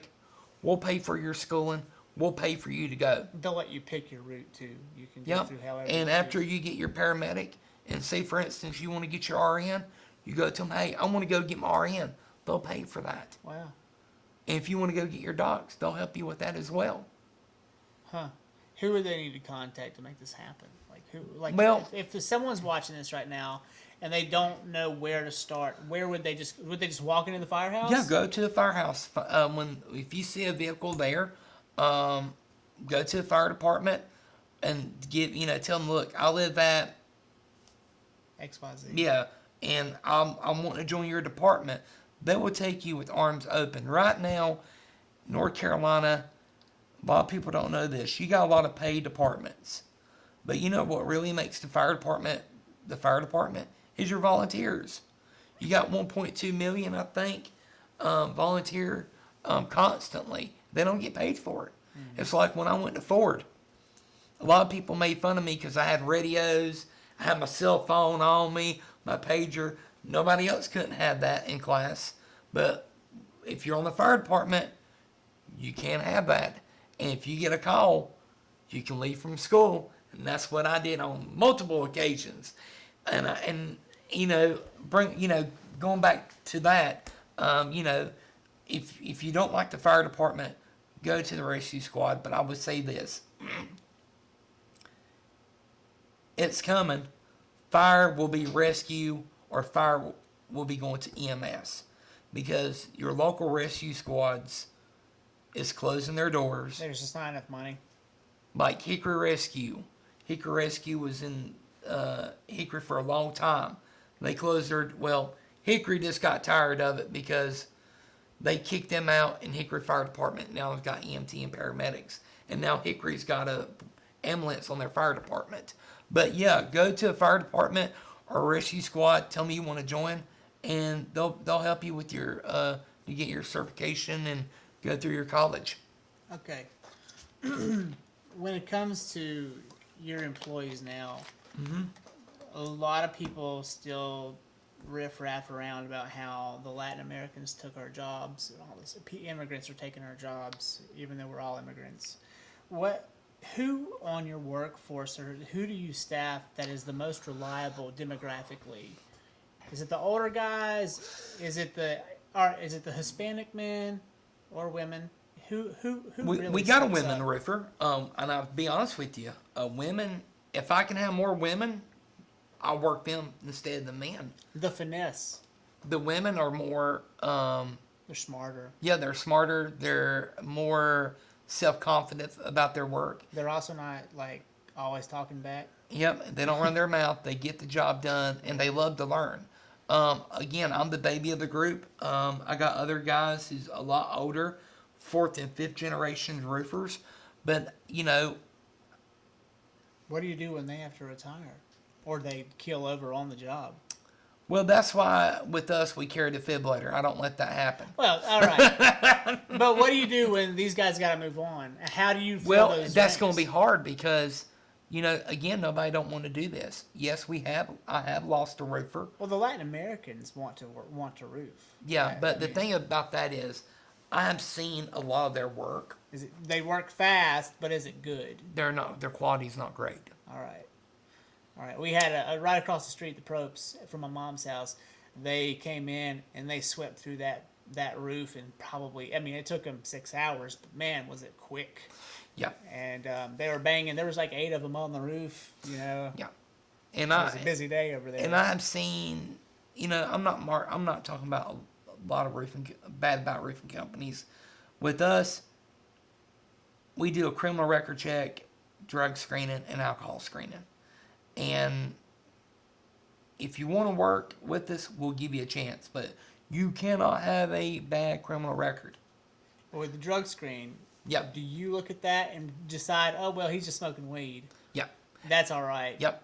But if he's on hard drugs, If he's- like you, if it's okay, I'll tell you like it is. If it's scribed by a doctor, that's I cannot do nothing about that. yeah, and I've been there too. But if somebody coming in smoking crack cocaine, Sure, yeah. you ain't get on my roof. You ain't putting my life on the line, or you're not taking my life out because you're stupid. If they're coming in with amphetamines like Adderall and they have a script, you can't say anything to them. Cannot. But if they come in with Adderall without a script, you're like, hey man, this is not right. Yep, and it ain't happening today.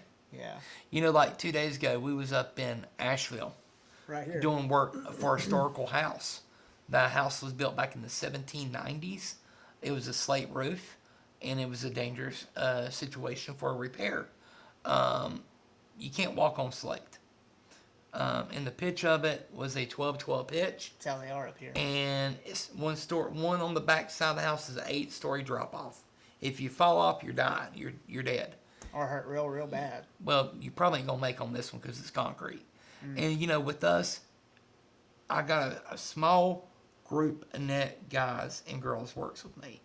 I got no more than 4 to 5 people max. We're family.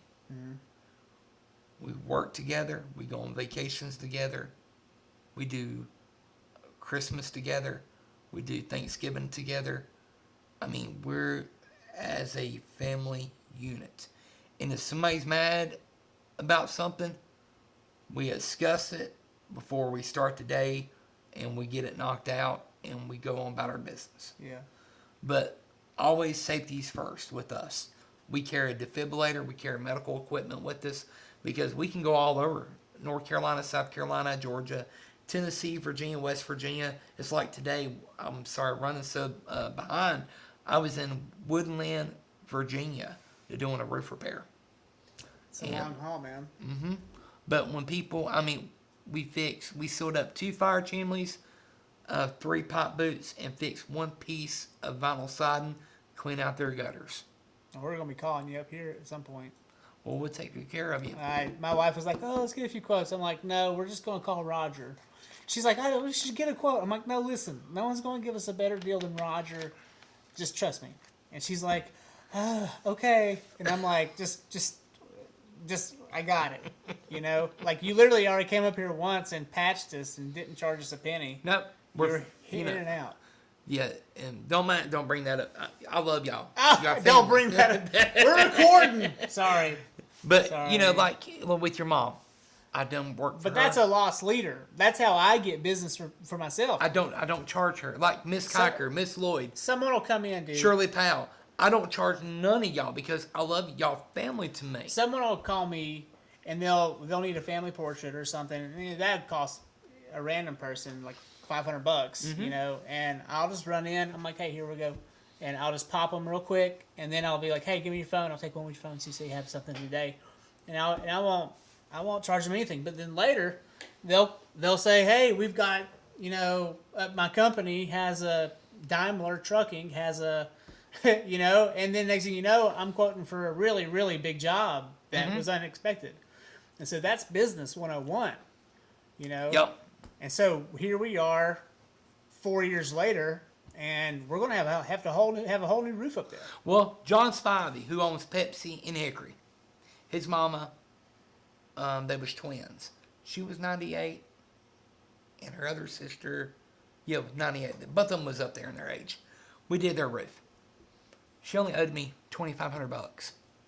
She wrote me out a check for $25,000. Why? She was not there. Oh, she made a mistake. Yeah, and didn't realize it. And I didn't look at it. I thought it was $2,500. Went to the bank. She's like, "We don't have that much money here." I'm like, $2,500 cash?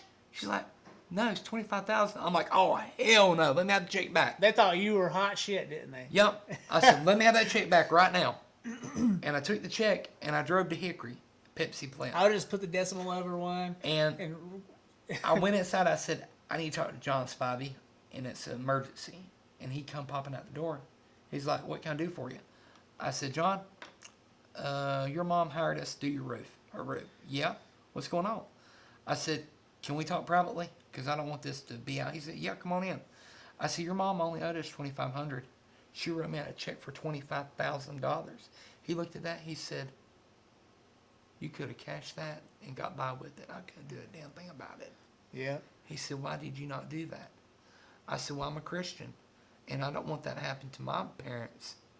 Both my mom or Is she mom older? and dad. Yeah, she was She was 98 years old, sir. A 98-year-old woman wrote you a check. Yep. And here's the cool thing about this. John's brother is gay. All right. He brought a Pepsi truck out there. We was wrapping things up. Open up all the doors. He said, "Fill your truck up." We're like, "You're shitting us." He's like, "No, fill your truck up. Your brother and I want to say thank you for what you did for our mom." Nice. Crystal will tell you, when we got home, we had our, at that time, we had our closing trailer. My workers had drinks for months. Yeah. We was giving drinks away to get them out of the house. You were sponsored by Pepsi at that Yeah, point. we had Pepsi brand all over the house. But I would never forget stuff like that. But yeah, this amazes me. I hear people all the time, I paid a roofing company so much and they took my money and never come back and all this stuff. I hear it constantly, day in and day out. But I treat people how I want to be treated, and I do things like, it's my house. And we take pride and honor in that. I want to ask you a question about the region we live in. I'm just going to read it. In the face of poverty specifically, which we see locally, now we don't see extreme poverty like in India, but we do see it here in different ways. What can we do within our local communities to become more aware where in our communities where in our communities is this most prevalent? Like, well, you're out in the field, you see it. Where is it happening the most, and what can we do about it? I see a lot more veterans, and that's the The key. veterans are in poverty. Yep, I have seen more veterans homeless, and this one thing about me is I don't give them money unless if I got a feeling that they're not going to use it on drugs. But Crystal and I have seen people at the intersection, and I'll stop and go up here to the store, get Coca-Colas, waters, chips. If they got a dog, I'll give them dog food. Yeah. I spend like $30-$40. Yeah, Come back and give it to them. And I'll talk to them for a few seconds. And they're like, I'm a veteran, and my wife left me. I was on drugs. Now I'm cleaned up. And, I might give them a $10 or $20, but I'm seeing more service members out here on the streets right now. And that's really bugging me. I appreciate it when they're honest on the streets with their signs. This one guy, he was homeless, and he was like, I really just want a cheeseburger. And my wife turned right around. She went straight through Steak and Shake or whatever, and she popped him right back out, and she gave him 2 cheeseburgers on the spot. And that's fine. I'm not going to throw you a $20 bill, But, and I've seen it. They've done a study on it that a man driving a BMW, got some raggedy clothes, sitting at an intersection. they're making $50,000 a year doing it, peddling. Yeah, one day the man got the money, made like $10,000 within a 2-day period. But he took that money and he gave it to the veterans. That's nice. Because he want to show people, be careful what you give. Yeah. And that's another thing is they do have organizations out if a couple or a marriage couple is homeless. It's called Family Care Center out of Catawba County. They got homes that they will help people get their life back on track. But they have to be a husband and wife kind of dual. But we do need other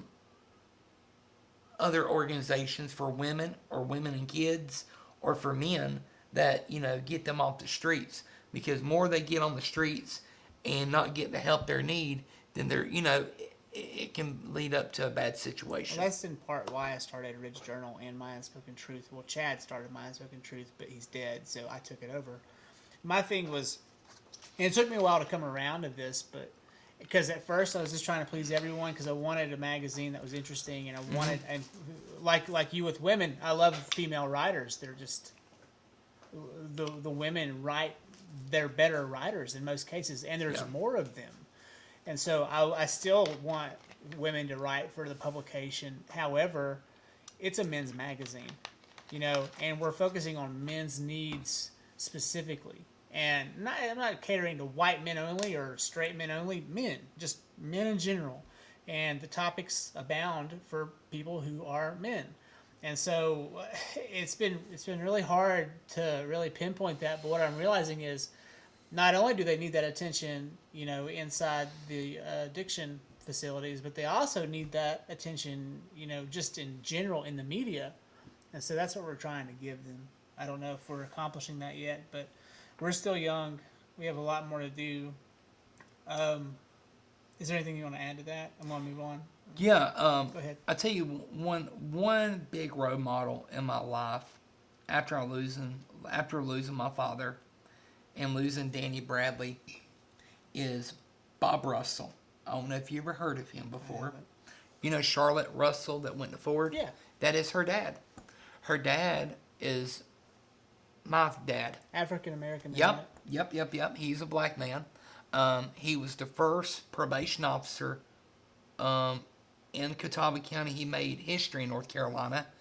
Then when my godfather, his wife was in a bad automobile accident. She was the chief probation officer at that time, the 25th district. That's for Catawba, Caldwell County. She flipped her patrol car. She was in a coma. She was in a coma for about a year, and she made it. Wow. And he stood right beside of her. When that happened, when that was going on, Governor Hunt appointed Bob Russell as over chief probation of Catawba, Caldwell County.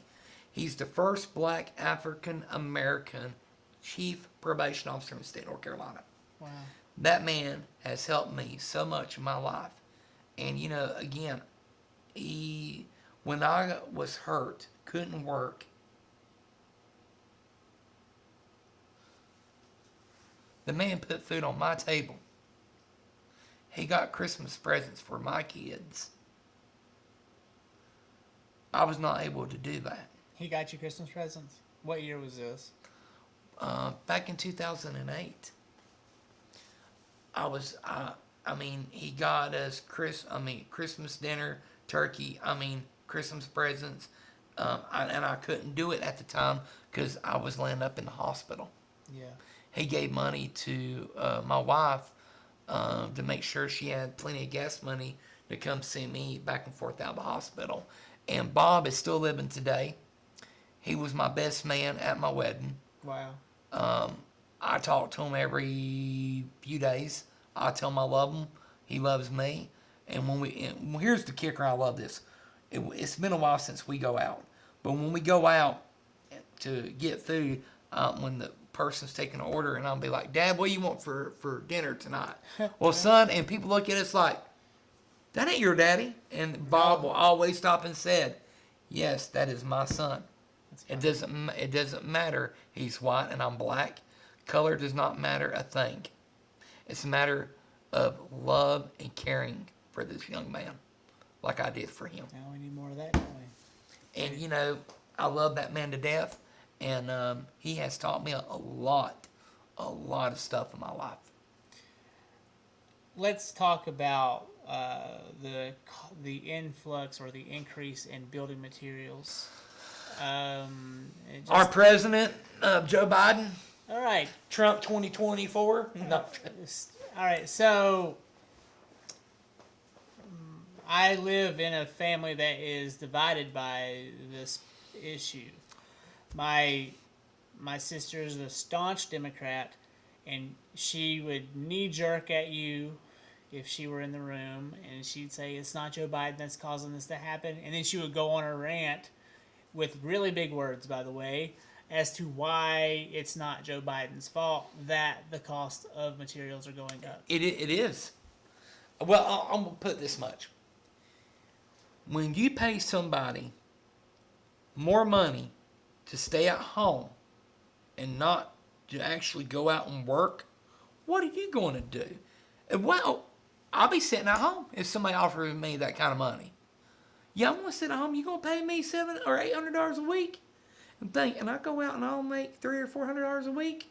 I'm sitting at home. I'm going to pocket me some more money. It's not really $700 or $800. It's like $19 an hour is approximately what these people are making for each 8-hour day they stay home. It comes out to around $400 a week, maybe $440 a week. Well, you see, and that's the thing. When you got somebody flipping, like my daughter, she's working at Bojangles. Yeah. She's only making like $7 an hour. Yeah, that's tough. And again, if you're at home and you're making, the federal government's paying you $19-20 an hour, what are you going to do, Josh? Well, I'm in a sticky situation. So I work in the film industry, and it was cut at the knees. And I did collect not unemployment, but pandemic assistance for small business. We couldn't do that. Why not? Because we didn't have enough, employees at that time. I was a sole proprietor, and so for me, it was not about the employees; it was a sole proprietorship. And so it comes in just like unemployment would, only it's pandemic assistance for small business, and I'm a bit more secured somehow. But I will say this: it helped me a lot early on during the pandemic because it wasn't happening. Man, there was no work, and we were swamped. I bet you were. On a lot of, not doing new roofs, like doing repair work. But at the last half of that Trump presidency there, the cost of materials was so low and the cost of gas had gotten so low, you were probably able to make money hand over fist. And then January 21st, boom. Everything changed. Everything changed. Gas went up $2 almost. And then wood went from $2 to $8. Wood at that time was going for OSB, was going for $7 a sheet. Okay. Then when Biden happened, then it jumped up to 30. Then now they're saying by next month it's going to be $100 a board. Well, let me ask. I don't. Maybe neither of us know the answer to this, but it seems like all of a sudden we were taking our reliances off of ourselves, and we were putting them in the hands of Saudi Arabia for oil, which is stupid, and then also in China's hands, which is like playing your hand into the devil's hands. Yep. And I don't understand that. And let me. This is my thing. If I'm working with you in any capacity, and I realize that you're a piece of shit, and you are making sure that your women can't leave the basement they live in, and when they do, they have to put robes over their faces and their whole bodies, or worse, Or be stoned to death. or worse, literally you run a camp in some really rural place in China, and you're making them make, clothes for nothing, like. To me, that would make me not want to do business with you. I would say he's not worthy of my time or attention. I don't care how much his resources are. I don't care who he is. He can Or be, support terrorism. Yeah, I don't care if he's a sheik or whatever. He's a piece of shit. I'm not doing business with him because that's not what Americans do. Yep. Okay, that's how I feel about this topic. However, when it gets in the hands of our politicians, all of a sudden it becomes gray, and they're like, well, we're getting these cutbacks here for this program because we're using Saudi Arabia for this, so we might as well just, let bygones be bygones and let him continue being a piece of shit to his women and his family and all the other women in his country. I'm going to tell you something. When Trump was in office, Trump put American work people first. The controversy about the pipeline is that we're hurting our environment and all this stuff. And then my thing is like, yeah, we are, but we're also hurting the environment in Saudi Arabia. And is that not also our planet? Yep. And so for me, it's like, maybe instead of, getting mad about using Saudi Arabia's oil, we use ours until we can wean off it, just like an addiction, until we can get onto more practical renewable resources, right? Like, solar, and then God knows what else, fusion. Now they're talking about fusion energy. Yeah, here's some, like they got a bunch of cars in France that's battery operating. Well, even units. Tesla. And they can't reuse them because when the battery cells goes down or they can't fix it, it's going to cost 10 times more. Then you could be cheaper than go buy a new car. Yeah. And to me, that's wasteful. Well, think about the waste of like all of the old Tesla cars in like 100 years. But some of them will probably still be running. But like the crash Teslas and stuff, what are we supposed to do with those old energy cells? Yep. And how do we and so it's one problem for another, no matter how we look at it. And so my thing is this: I'm not traveled enough as a man to know how bad our American pipeline is hurting the environments in Alaska or even in Canada or wherever. I don't know.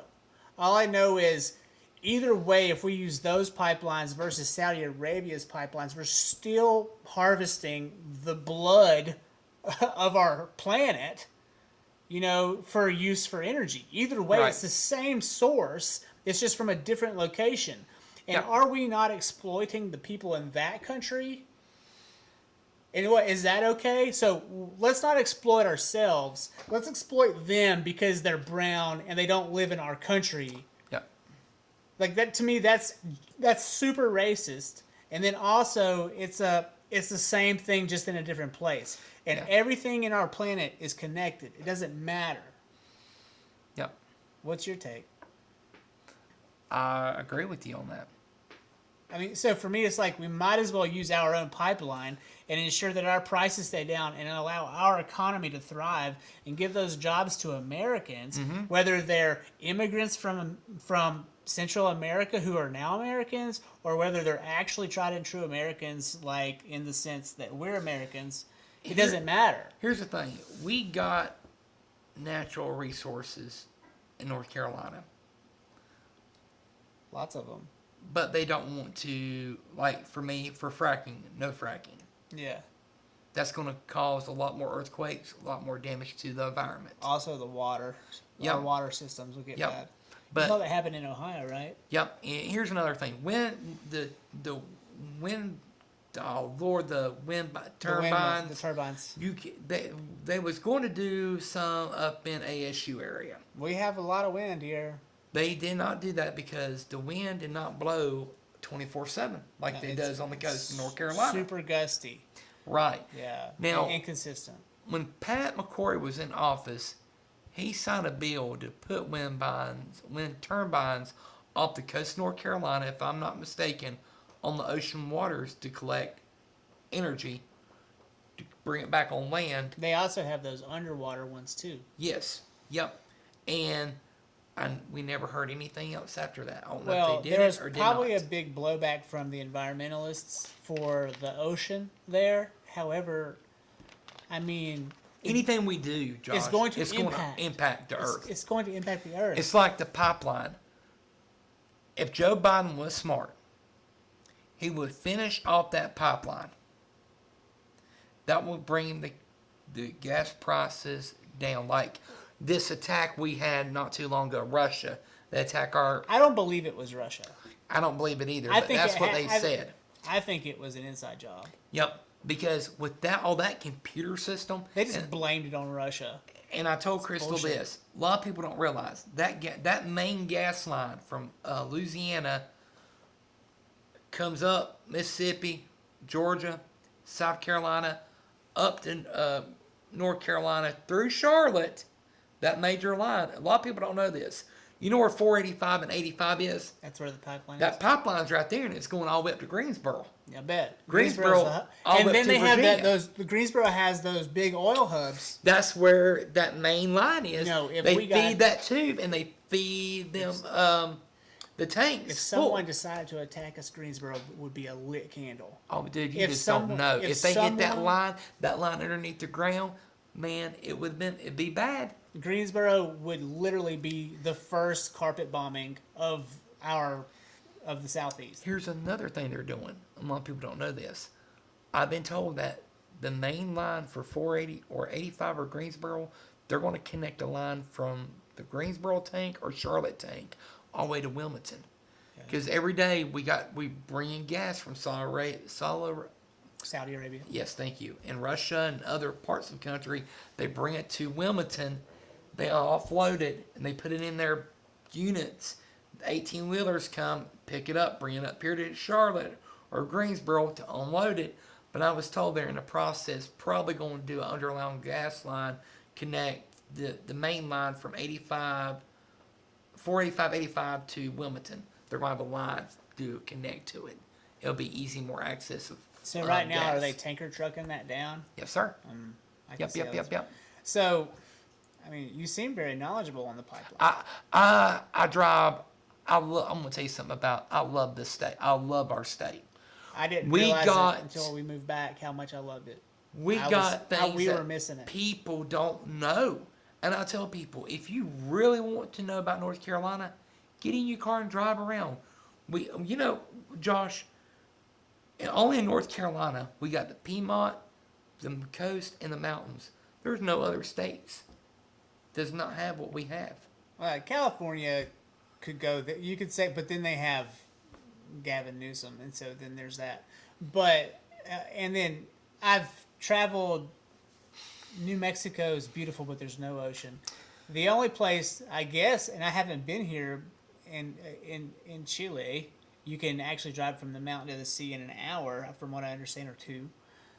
But they have that same environment where you can be at the ocean, and then you can be in the biggest mountains in a day. I've been all the way up to Maine, Key West, Florida, all the way out to Travis County, Texas, Cincinnati, Ohio, and all the way back. Now, only different country I've ever been at is the Bahamas. But, I've been to a lot of places. I've been in Georgia, South Carolina, all over Tennessee, Virginia, West Virginia. But North Carolina, I love our state. We really have a lot to offer. We do. And then also, what I like about North Carolina, and this may or may not work well for us during certain political cycles, is there are so many different types of people here. And so, yeah, it makes us a swing state, but I like to live in a swing state because we can have McCrory one session, and then we've got, what's his name? The new one. He's Hold on, I'm friends with them. Our governor, Roy Cooper, yeah. For governor, our Lieutenant Governor Mark Robinson. Yeah. And I want to tell you something. We're the only state in the U.S. we have a Democrat governor and a lieutenant Republican and an independent attorney general. No other state has that. But think about the discourse there at the top tiers. Think about the conversations they're having across the table from each other. And think about how that's going to help us become better. Because if it's all red or if it's all blue, it's just an echo chamber. Like in California, it's all blue. And, they've got certain people who are running for Republicans now. Jenner. Yeah. She was Trump supporter till Trump support did something. But good luck, out there. I feel like because everyone there is so like-minded, they're destined to fail. Like and then on top of that, the wildfires that they're fighting, and then the homelessness, and then the overpopulation. The overdoses, the drugs are really bad out there. Yeah, and so, if there's not, I make this metaphor a lot, and I came up with it myself. I'm not smart, but sometimes I have these metaphors. I think it's the mushrooms I ate, but it's in the river. The rocks that rub together become smooth. The rocks that don't rub together remain jagged and rough. And to me, if we're not butting heads, like what I love about the dinner table is that you'll probably come to the table. You're probably going to vote Republican. Your wife might vote Republican too. I'm sure she's open-minded. But then your children are probably going to be more like in my household growing up. My sister and I, we were super liberal, like more liberal than we should have been. We were naively liberal young, and my parents, especially my dad, forget it. Like Bill Clinton's, he's a rhino. Bill Clinton's image on the screen would send him into a rant for 3 hours. Yep. Okay, and so, but we would have these conversations, whether at the table or in the car, and we would grind it out. And we became better because of that. Yep, that's like Tori. Crystal is not a Republican, and she's not a Democrat. She's like me. Yep, she's independent. I voted Libertarian. Yeah. But I feel... Tori's Libertarian. I feel as a journalist, I cannot vote Republican or Democrat at this point in time. Yeah. Because it makes me biased immediately. Or it makes me look biased. Josh, I vote for the person who will be right for the job. Yeah. I voted for Democrat before, and I voted for Republican before.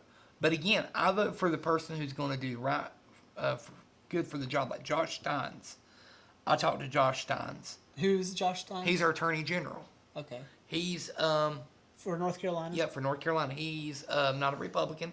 He's not a Democrat. He's independent. Okay. But again, our Lieutenant Governor is a Republican. And our Governor is a Democrat. And... I wish the Democrat Party and the Republican Party will quit fighting and they'll all come in and work together as a unit to help everybody, but they won't do it. The vitriol, and it seems as if now the scandals have made it irreparable.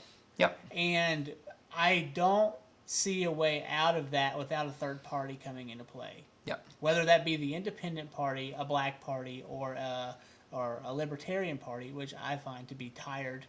I'm tired of the libertarian party as it is. Well, I don't know how... Trump was in the process, I don't know if you know this, and I don't know if it's still going, but this is what I was told. It's called the Patriot Act, or Patriot Party. The Patriot Party, yeah. Believe your Second Amendment rights, the Bible. Do you think that's how he's going to arrive in 2024? I think so. And so he's going to bring the third party to the table regardless, and this is going to be another Ross Perot moment. Where probably. And here's the thing, is this. I might be wrong, but his VP will be the Florida governor. Well, the Florida governor could almost run on his own. Yeah, And but he loves Trump. But the thing of it is, American people are tired. They're tired of the same politics that's been going on for years after years after years. The reason Donald Trump got in office, because, Donald Trump is not political correct. You know that. Far from it. Right. He did a great job for our veterans. But I wish he I wish he stopped texting or tweet or go on social media and slim somebody down. It hurt him. Yep. And if he wants to win in 2024, he can do it. Well, they're not going to let him back on Twitter anyways. Right. So it might be for his best interest. He cannot do what he did last time. The best thing they could do is let him back on Twitter so that he could begin that bullshit again. And see, that's his addiction. Mm-hmm. Outside of modafinil, which I can talk about for days. He was taking modafinil as like a energy supplement. I did not know that. Yeah, it's like Adderall, but not. Gotcha. It's Provigil.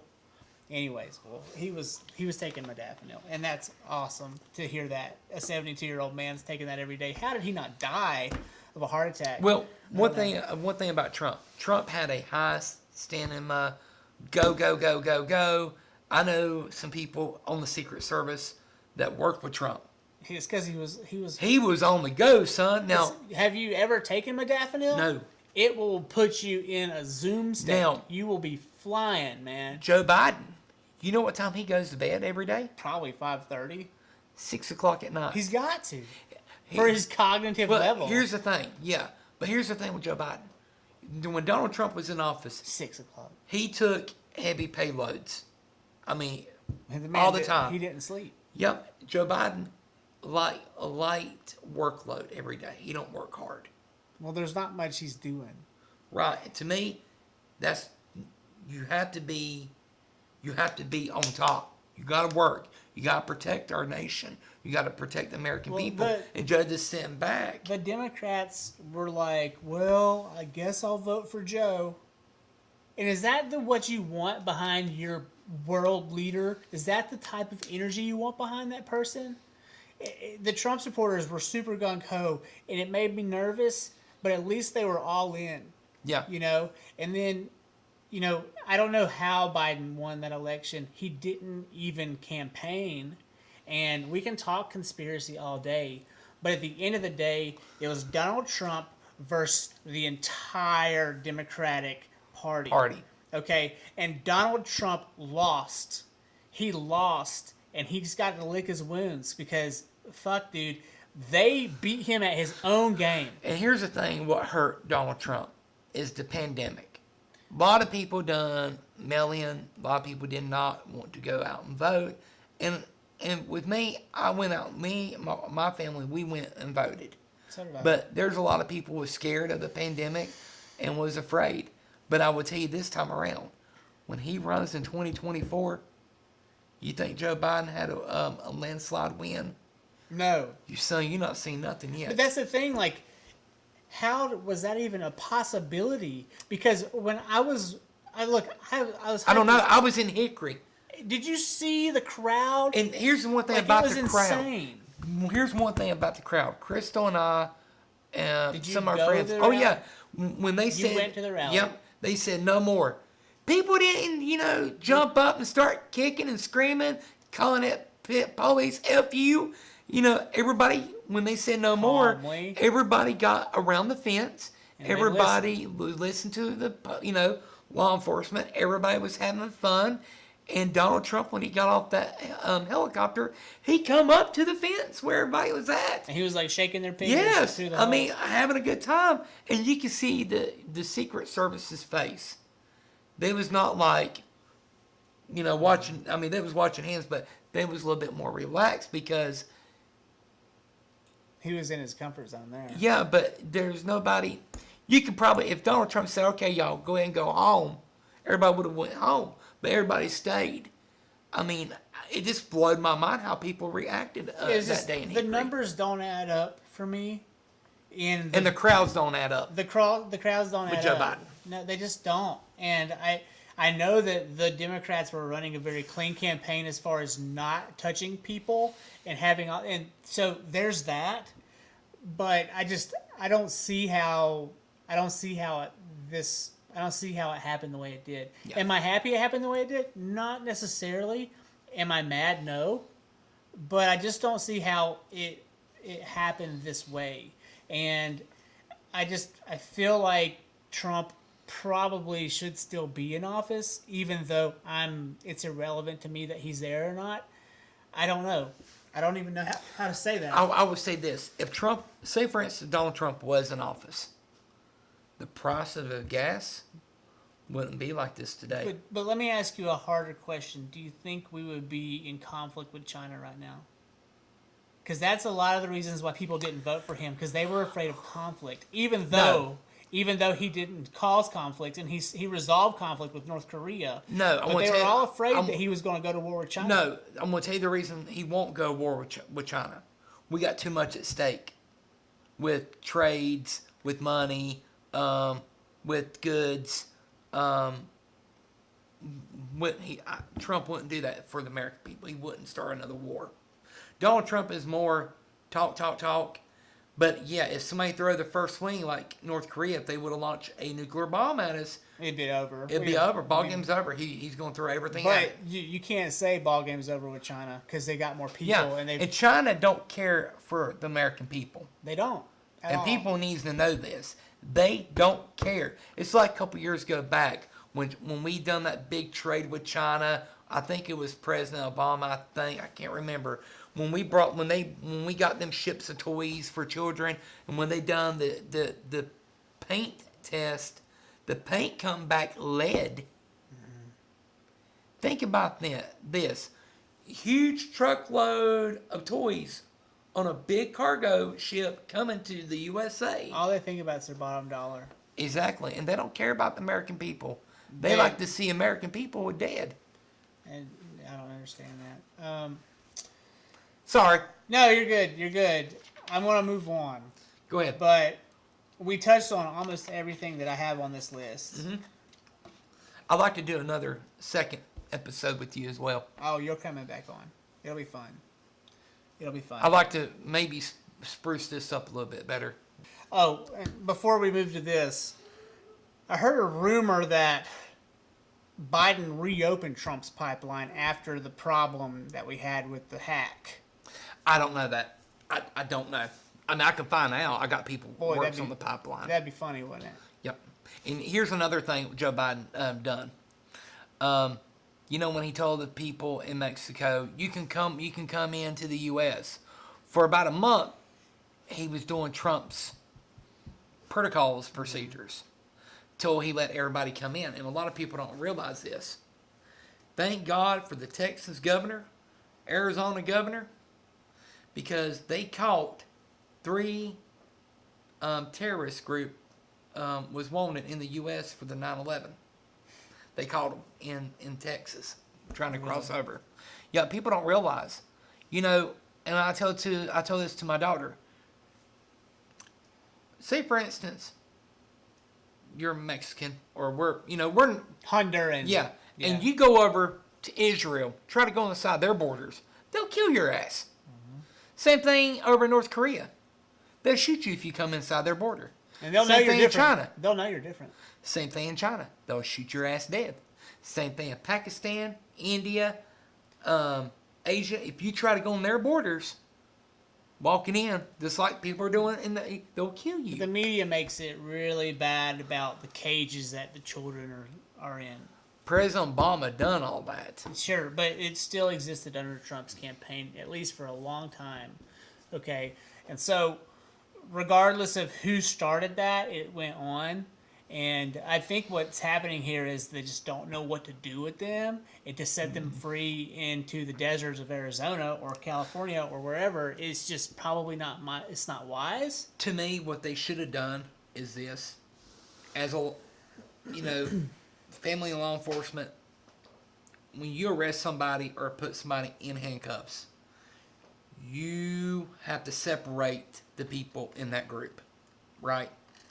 Say, for instance, that person has a son or daughter, and, you go down, they'll ask you for your address, phone number,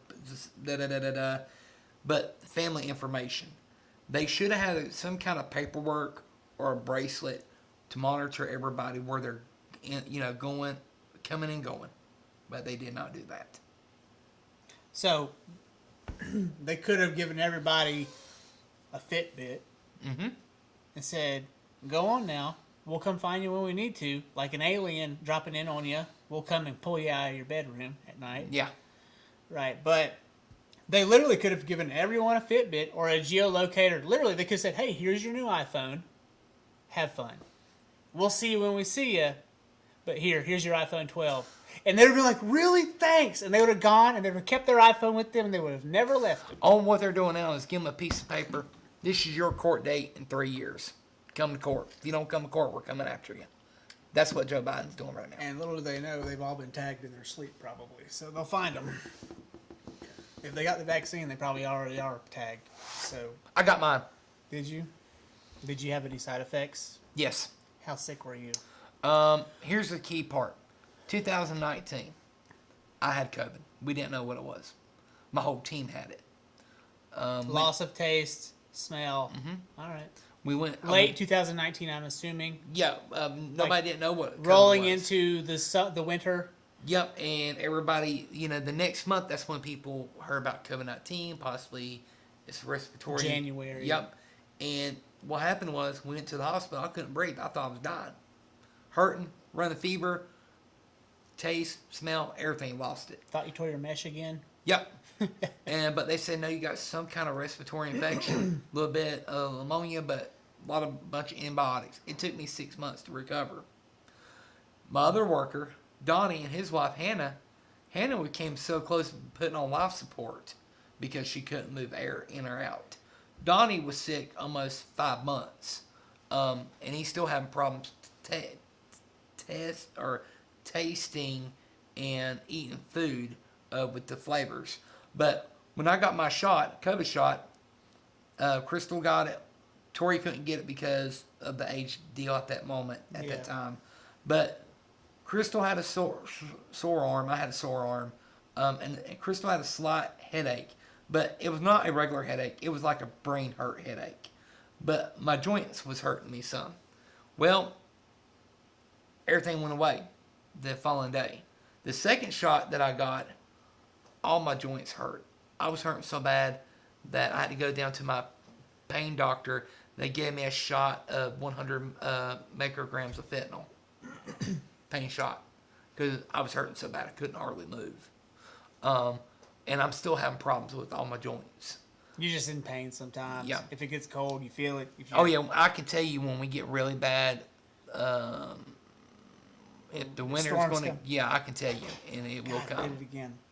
This thing's popping on me all the time. Living with pain, it's not fun. It's not fun. I've yet to get my vaccine because my wife and I are trying for a second child right now. Thanks. But high five me. But my wife and I are contentious about this topic. She's backed off because she understands. But my concern is this is an mRNA vaccine that we've only just gotten into our culture here now. I don't know what's coming of it. I don't know how it's going to affect people or our reproduction. Okay, they've actually got 2 studies out right now on reproduction with the vaccine, and they don't close until June. No one knows what they've got. And so my doctor said, he's like, look, you're low risk for COVID. If you get it, you're healthy. I run and I ride my bike, and I'm 185 pounds. I'm not a heavyset guy like my dad was. And thanks to his death, I'm not. Literally, he turned it around. The moment I saw him die at 63, I said, well, fuck that. I'm going to get myself in shape. And I did. And then he said, getting the vaccine's also low risk. You can do what you feel like you need to do in this situation. If you feel like, you want to put the vaccine on the back burner for a few months, fine. But now, I I can't get a read on whether the vaccine is really good for us or not, because the problem I have with the vaccine is I take this vaccine in my arm, and then I can still get COVID, and I can still pass COVID. Well, here's the thing about And the so shot. it's like, what's the point? The shot will prevent you not to get on life support and die. When I got the shot, It'll prevent you from having really, really bad symptoms. for you to put on, or for you to get put on echo or life support. But the thing of it is, when they got the shot in, I asked the people at the pharmacist, I said, like, can I look at the shot for a minute? I said, I was making a joke. I said, okay, where's the computer chip at in here? Because I'm looking at it, and I got it out, and she's like, what are you doing? I said, I'm a former medic, and I kind of engage it, let it squirt out, just to make sure it didn't have a chip in the pipeline, I call it. In the needle. Yep, and I, just a little bit out. She said, well, I said, I'm just checking it. I'm a former medic. I just want to make You sure. might have shot that thing right out right then. Well, I did the same thing with Crystal. Then they give it to us. I did the second round. I did the same thing. Checked it. Squirted it. Yep. But it was clear. But what's going to wind up happen is we're going to probably have to get the booster shot in the fall, and after that it'll be once a year, just like the flu shot. Well, see, I never even took the flu shot a lot. I got the flu shot. I got the flu shot like twice in my life. You see, And I've never had the flu. all the stuff that I had, all the health problems I got, my surgeon advised me to get it. He was like, look, dude, with my luck, you're walking on thin ice. yeah, with my luck and everything I come across, if I get it, it'll probably wind up killing me. That's why I got it. Yeah.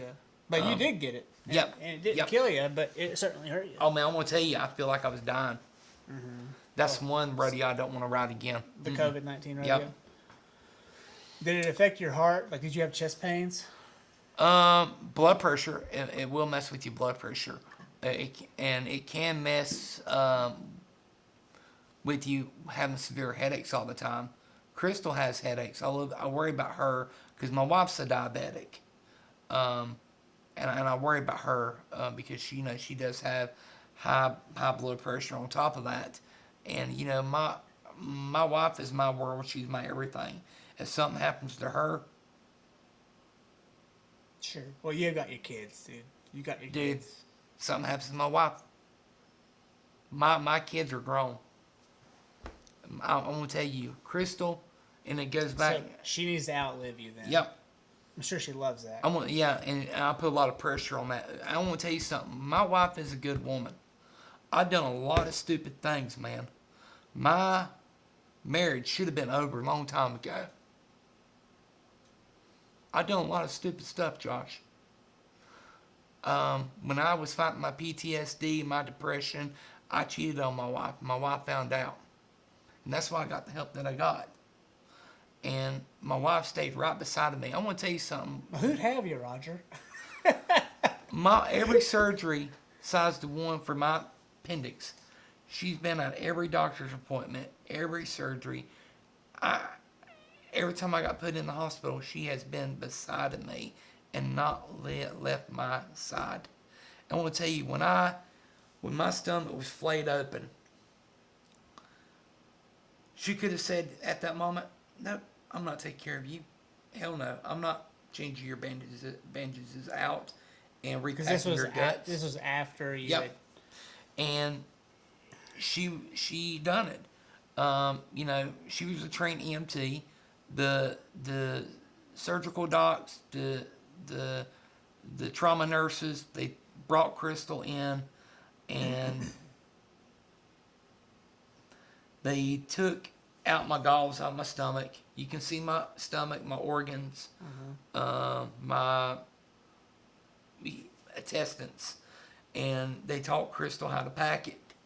And it took Crystal, when they done that, it takes about 20 minutes for them to take everything out, flush it, and pack everything in and get it secured. And she drove me to my appointments in Shelby. I had to go to a wound care facility because they had to put me in a special bed to a special device that it feel like a dishwasher, how you wash your clothes or your dishes. They put a thing over my stomach, and they pumped cleaning solution, antibiotics, numbing medication, and it hurt. It hurt so bad. I was in tears. And they get all the junk, the dry blood out, and fresh blood cell. Let it bleed a little bit. But my wife drove me almost 3 months straight till it healed up from the inside out. I mean, no other woman, any other woman couldn't have said, "I'm not doing this with you." What'd you do? Run down to the silver bullet? No. Like, what was your? All right.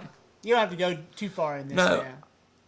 I was making a joke there, but. No, what happened is I cheated with her, one of her close friends. All right.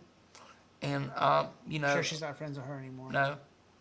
And I feel bad about it. Well, that's how it goes. They see how good you are to her, and then they're jealous and. Yep. I'm gonna tell you something. Envious. My wife is a saint. She's an angel from God. We believe it, Roger. And she's changed my whole life around. And my faith in God is more stronger than anybody. I mean, when all this stuff happened, it changed my whole life around. When I died twice, when I went to heaven. Well, hang on. Okay. So you had an out-of-body experience. Yes, sir. Tell me what happened. Okay. When I was fighting for my life. This was after you got stabbed. Yep. Okay. I was in the ER, and I had a nurse over top of me doing sternum rubs. My wife was coming into the hospital because she was right behind the ambulance. And I was very lucky because I had Dr. Robert Laney. Him and his wife got in a fight. Dr. Laney's wife and him? No, Dr. Laney is the chief or the surgeon over Shelby Surgical. And he and his wife got in the fight. On everything happened on, I think, December the 7th. This didn't happen at the hospital, though. No. Okay. He come to the hospital. You see, one thing about doctors and paramedics and EMS, when you go to the hospital and when you wear a uniform, there's a lot of flirting going on. You know what I'm saying? Okay. But anyways, him and his wife got in a fight. He come to the hospital. I had all the doctors, nurses working on me. I was butt naked in the room. They covered me up. I was going in and out of consciousness. The doctor was going to do a chest tube, and I told Dr. Beam Bomber, "You're not going to put a damn chest tube in me. I can breathe just fine." And the medical director came out. I told him, "Do not put a chest tube. I can breathe just fine." I told everybody, "Calm down. Everybody, calm down." And here I am bleeding out, dude. I mean, bleeding out. And they looked at me and said, "Roger, we got a helicopter coming for you." And I know I was in trouble. And the surgeon looked at everything, looking at my scans, and he looked at Crystal and told Crystal that if he gets on the helicopter, he will die going to Charlotte. The thing of it is, do you want him to die going to Charlotte, or you want him to die at this hospital? And I'll do everything I can to save him here. Because I got stabbed. When I got stabbed, it hit my aorta twice. Okay. My wife cried and told the doctor, "Do everything you can for him here." Yeah. Well, so she saved your life in a way. Yep. And I told my wife. She just went with her gut instincts, huh? Yep. And I told my wife, I said, "Crystal, whatever happens to me, I want you to go on with your life, and you find somebody who loves you like I did." So you were fully cognizant. Yep. And I went out of conscious. Right then. Yep. Right after you said that. Yep. They rushed me on back to the OR. When they intubated me, put me asleep, I coded. I left my body. I seen my body. Seen the doctors. They was discussing some things. And I remember when I left my body, everything was calm.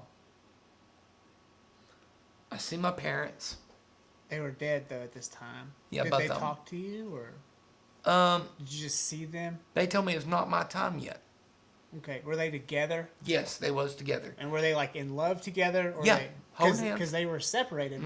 Hold hands. Okay. And you probably gonna think I'm crazy. No, it's fine. But God told me it's not my time to go. I had to go back. It's not my time. When I come back, Crystal will tell you I was in the ICU in critical intensive care unit.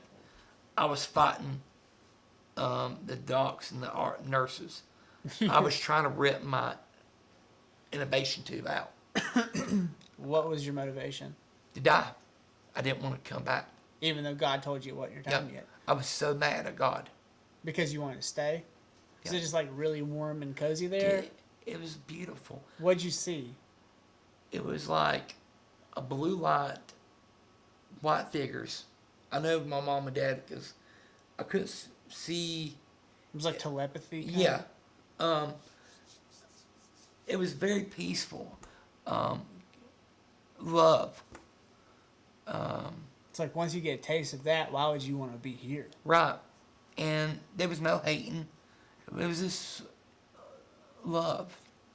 It's like, you ever hug your mom, or how can I say this, not being stupid or weird. Your favorite teddy bear, or your favorite dog or cat, and you hug them. Your favorite animal, or your wife when you first hug your wife. It was that kind of feeling. You know what I'm saying? Like an infatuated warmth. There we go. Boom. Yep. Like when you first meet the girl of your dreams, you're just like attracted, like magnetized. And that's how Crystal and I was.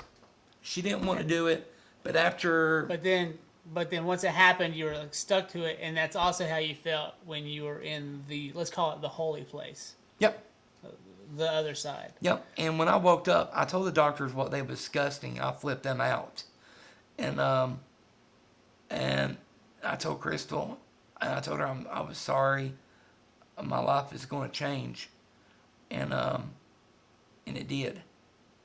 Went to church, got saved, got baptized, and my daughter. Had not been baptized up until then. And how old were you when that happened? 35? Yeah, I think it was 36, 35? Yeah, something like that. This was just 2017 then. Yeah, no, 2008 when this happened. Oh, this was 2008. Yeah, 2008. So you were 30. Yeah. Okay. Tori and I got baptism. Or Got a little saved. younger. My uncle did it. And my whole life changed for the better. I don't hold a heavy grudge like I used to. I tell my family, my kids, I love them. That's one thing about us. Before you walk out that door, you better say you love us or I love you. Mm-hmm. Because like I tell people, you're not promised tomorrow, only today. And I've seen so many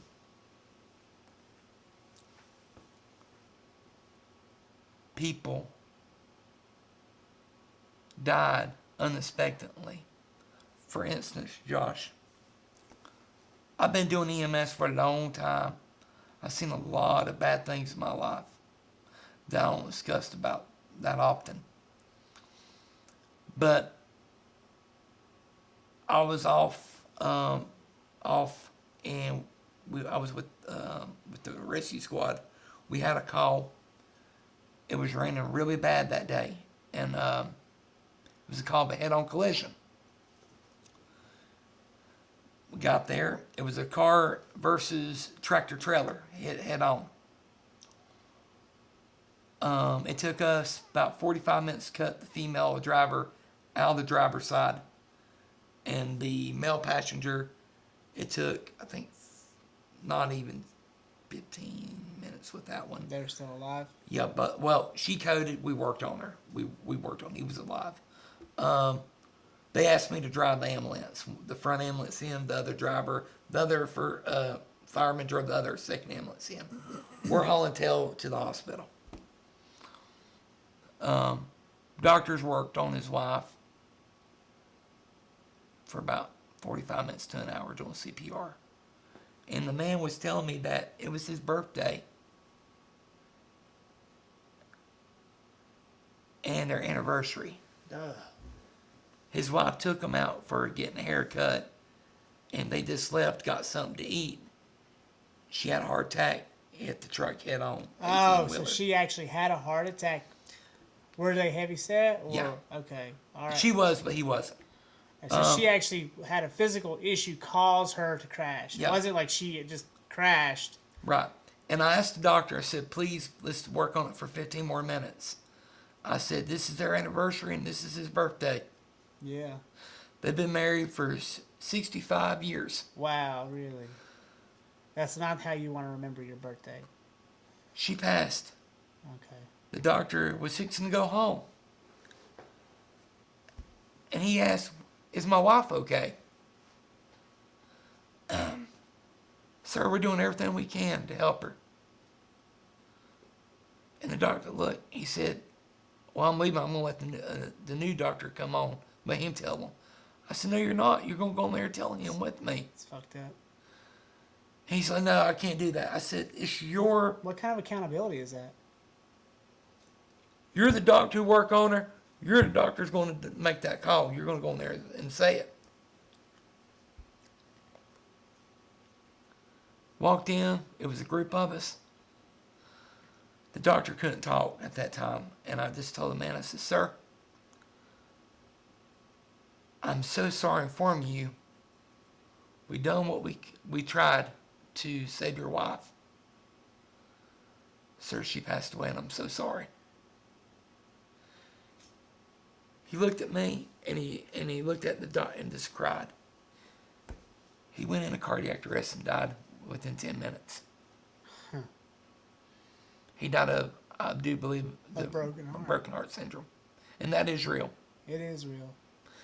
And Did they have to work on him then? Did yeah, it was in the ER and they tried. They worked on him. Did that doctor go home? I'm going to put this much. He was not welcome there. Okay. So he did go home then. Oh, yeah. After, when he saw the man code, he's like, I'm out. Yep, and the other doctors stepped in. Okay. Well, whatever. But, Teach their own, I guess. you know, you're supposed to, when you're in this kind of field, you take the good from the bad. But I will say this. My first call I ever went on, this is a funny one. It was abdominal pain. We got out there. Man was telling us that he's been thrown up, run a slot fever, and his appendix, telling us appendix ruptured. That's what we thought. Called the hospital. They tell us what to give them. When you give somebody narcotics, they love to talk. Yeah, They love to talk.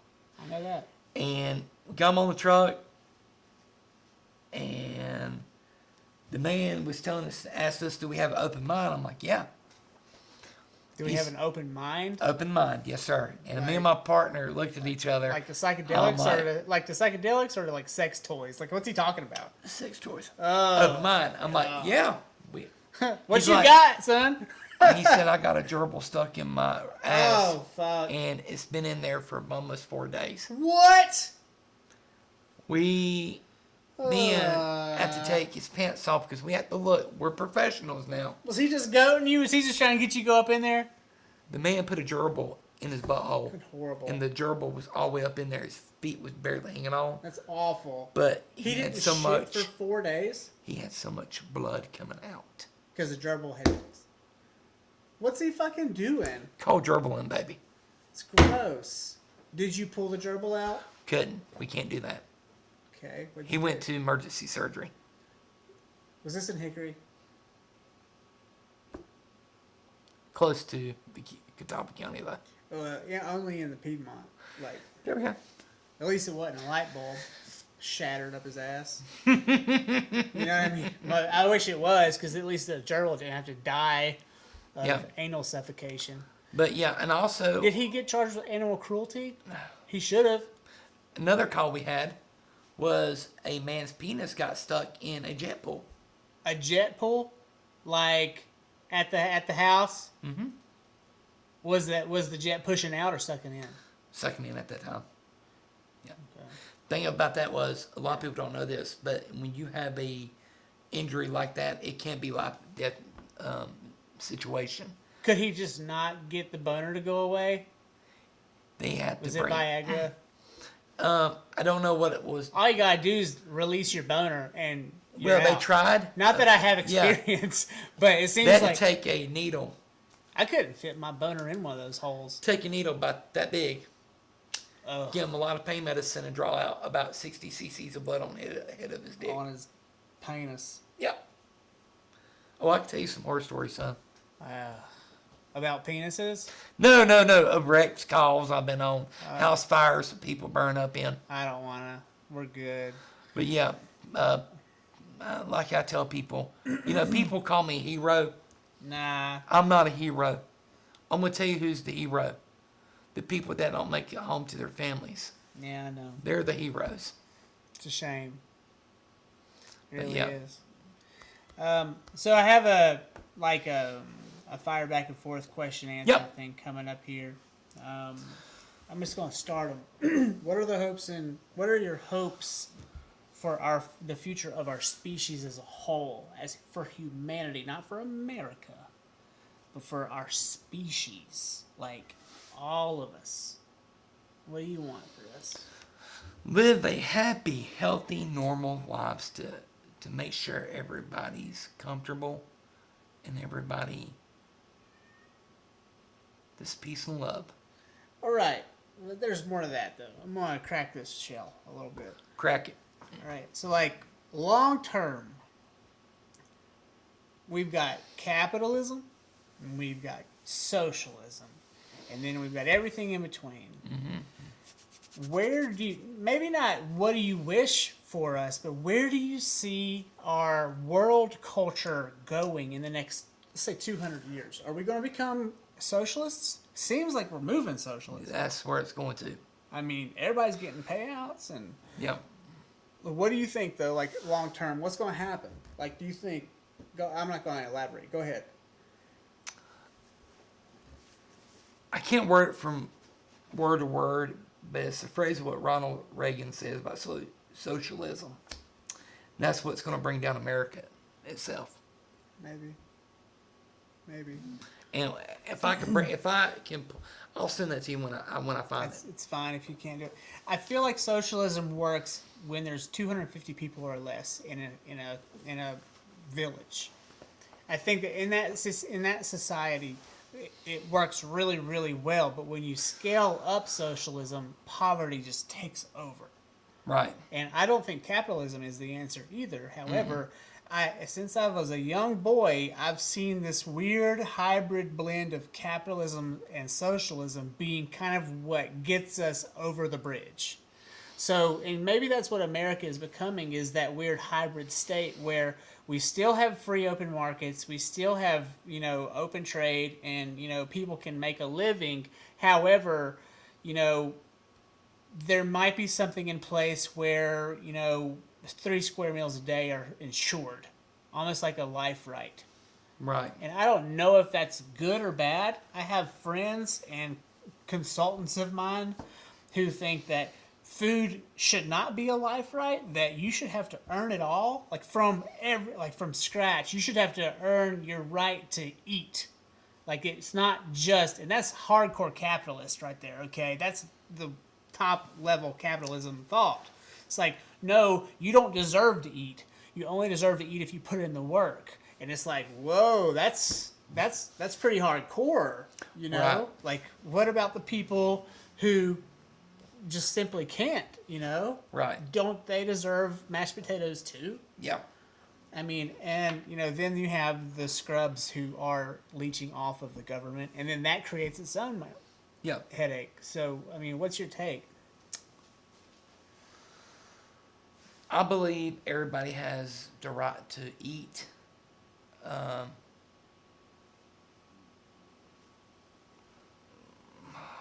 Do they deserve a roof over their head? Yeah. Rather than a tent in a downtown district? I think maybe. Yeah. If you help somebody out where they can get a stable home, feed them, Well, have you seen these hex pods? I wish I had a way to pull it up, but I don't have a co-producer today. So they make these hex pods that are basically the size of a bed, and they're hexagonal, and they're basically in a honeycomb shape. Oh yes. And so On you the put- streets, yeah, you and put so- them out on the streets, and their safety, nobody can't hurt them. You at can night. you can actually lock your stuff inside them, and you have it's like a cubby hole for your whole body. Right. And you sleep in that, and then you go out about your day and be a degradant, or you go find work. Right. One or the other. But from what I understand, they're not free. You have to pay like $2 a day for them, or $10 a day for them, or something. Yeah, I've seen that in some areas. It is for free. And they actually, some of them have like coin machines. Yeah. So you actually open it with like 75 cents or $1. Right. And going back, you told that you was telling me about the doctor was doing heroin. Yeah, Carl Hart. Yeah. There's a place, I think in Switzerland. Might be in Switzerland, or it might be Iceland. Their murder rates, break-ins, everything is zero down there. They don't have no gun violence. Mm-hmm. What they done is like with the homeless, doing the same thing, popping up people are sleeping in there for free. But the drug, they come into a clinic and they're getting bile clear heroin. They get 3 shots a day. Legit heroin. Though. Legit not heroin. dirty heroin. Nope. Not cartel Clean, heroin. nope, clean, straight. And then they go to their job And they leave a work. healthy life, and they don't pay for nothing. The government pays for it. And that's what Chad Stutzman probably would have needed to get through, because it was too late for Chad to ever like not do heroin. And I remember in his last 6 months he was alive, we hung out a lot and we talked like this a lot, whether on the phone or not. He started avoiding me because he was using it and he felt shame. But there, when he was talking to me, like he was like, "Look, dude, I just take this shit to feel normal now. I don't get fucking high off this shit. I wish I did. There's no way in hell I get high off it anymore." Because he burned his scepters. Yeah, there's Right. so now it's just literally just to be Healthy. Chad. Yep. And literally, he would definitely be high. I'd see him, and I'd talk to him on the phone, or he put out a fucking Facebook video, and you're like, "Fuck, dude, you're tweaking like a motherfucker." You just knew, but you also knew that it was basically like he got a caffeine pill. Like it wasn't, and he was also high strung, and so it wasn't like he wasn't like, because I had seen him that way before. He was just like high and jittery, but not fucked up. And so, I mean, to me, like, what if we could have gotten Chad Stutzman back on track? What good could he have done with the time he had, saved himself by having clean heroin available? Chad died because of dirty heroin. Yeah. He died that same weekend that 7 other people died of fentanyl-laced heroin. Yeah. The Del Vecchio girl died that same weekend Chad died. All right? Here's the thing: what the Senate and Congress thinks is people who has terminal ill cancer or who hurt all the time, like me, with chronic pain. I live with that. Will live with that to the rest of my life, to the day I die. I hurt. If it wouldn't be for my pain medication and the treatments that I go through, I wouldn't be able to function every day. Yeah. They need to be something like that out there for people so they can get back on track and be more healthier. This isn't weed, okay? Like, it's like, look, you show up at AA and you're fucking tell everyone you're addicted to weed. You've seen this skit. Fuck you, I suck dick for coke. Get out of here. Those people don't. That's not the same thing. And weed addiction is real. It is real. But it's not heroin addiction. Okay. You see, Josh, I've been on it again since I like 20 years old, all the way up to now. I've been on it. And so, in a way, I'm talking to an addict right now. Yeah. And you're just functioning. Yeah. And you're within your legal bounds Okay. to take it because you're Yeah. taking it under prescription. Yeah. Okay. And the thing about that is I hurt constantly. And my wife will tell you a lot of times, my wife will come in and she'll feel sorry for me. And I tell her, don't feel sorry for me. I just got to live the way I live. And, again, I got a lot of metal inside of me, a lot of mesh. It hurts. I got thin skin. And like 2 months ago when I was in High Point, I'm hurting so bad in my stomach area is they took 4 shots, and I was awake for this. They took a shot. The needle is about the size of that pinhole right there. Yeah. The needle is about this long. They don't numb me up. They jab it in. You take this Coca-Cola bottle, right? Mark it from here across, from here to here. It was full. Full white medication for numbing, antibiotics, anti-inflammatory. And they ejected my stomach, swelled up. It looked like a big softball. They hit me here, here, here, here. I felt every bit of it. And next time they do that, they'll have to put me out. When they did that, they checked my blood pressure. My blood pressure hit at 160 over 240. I about died that day. But that was all medicine that you needed, it seems. Yep. But the thing of it is, there's a lot of people out here needs pain. Probably a lot more people than we acknowledge, too. But there's people out here taking advantage of it that don't need it. Well, let me ask you a question. How can we best organize ourselves locally to create opportunities for growth and change within this situation? Repeat that one more time. How can we best organize ourselves locally to create opportunities for growth and change from these situations? Like, better take growth out. How can we change that? How can we organize ourselves? And it's not going to happen. Biden's not going to install some bullshit plan and it work. Nothing that they do on top works. It's a ground up grassroots thing that works. It's what we do here locally that works. Every village, every group of 250 people. Right. That's where it starts. And that's how we manifest change. It starts from the ground up. We're no different than soybeans. We're no different than corn or any other vegetable crop. We have to work from here first. And, the government can water us with stimulus money Right. all they want. And that will help us flourish. But without our seeds planted, nothing happens. Right. And we will fail. Yeah.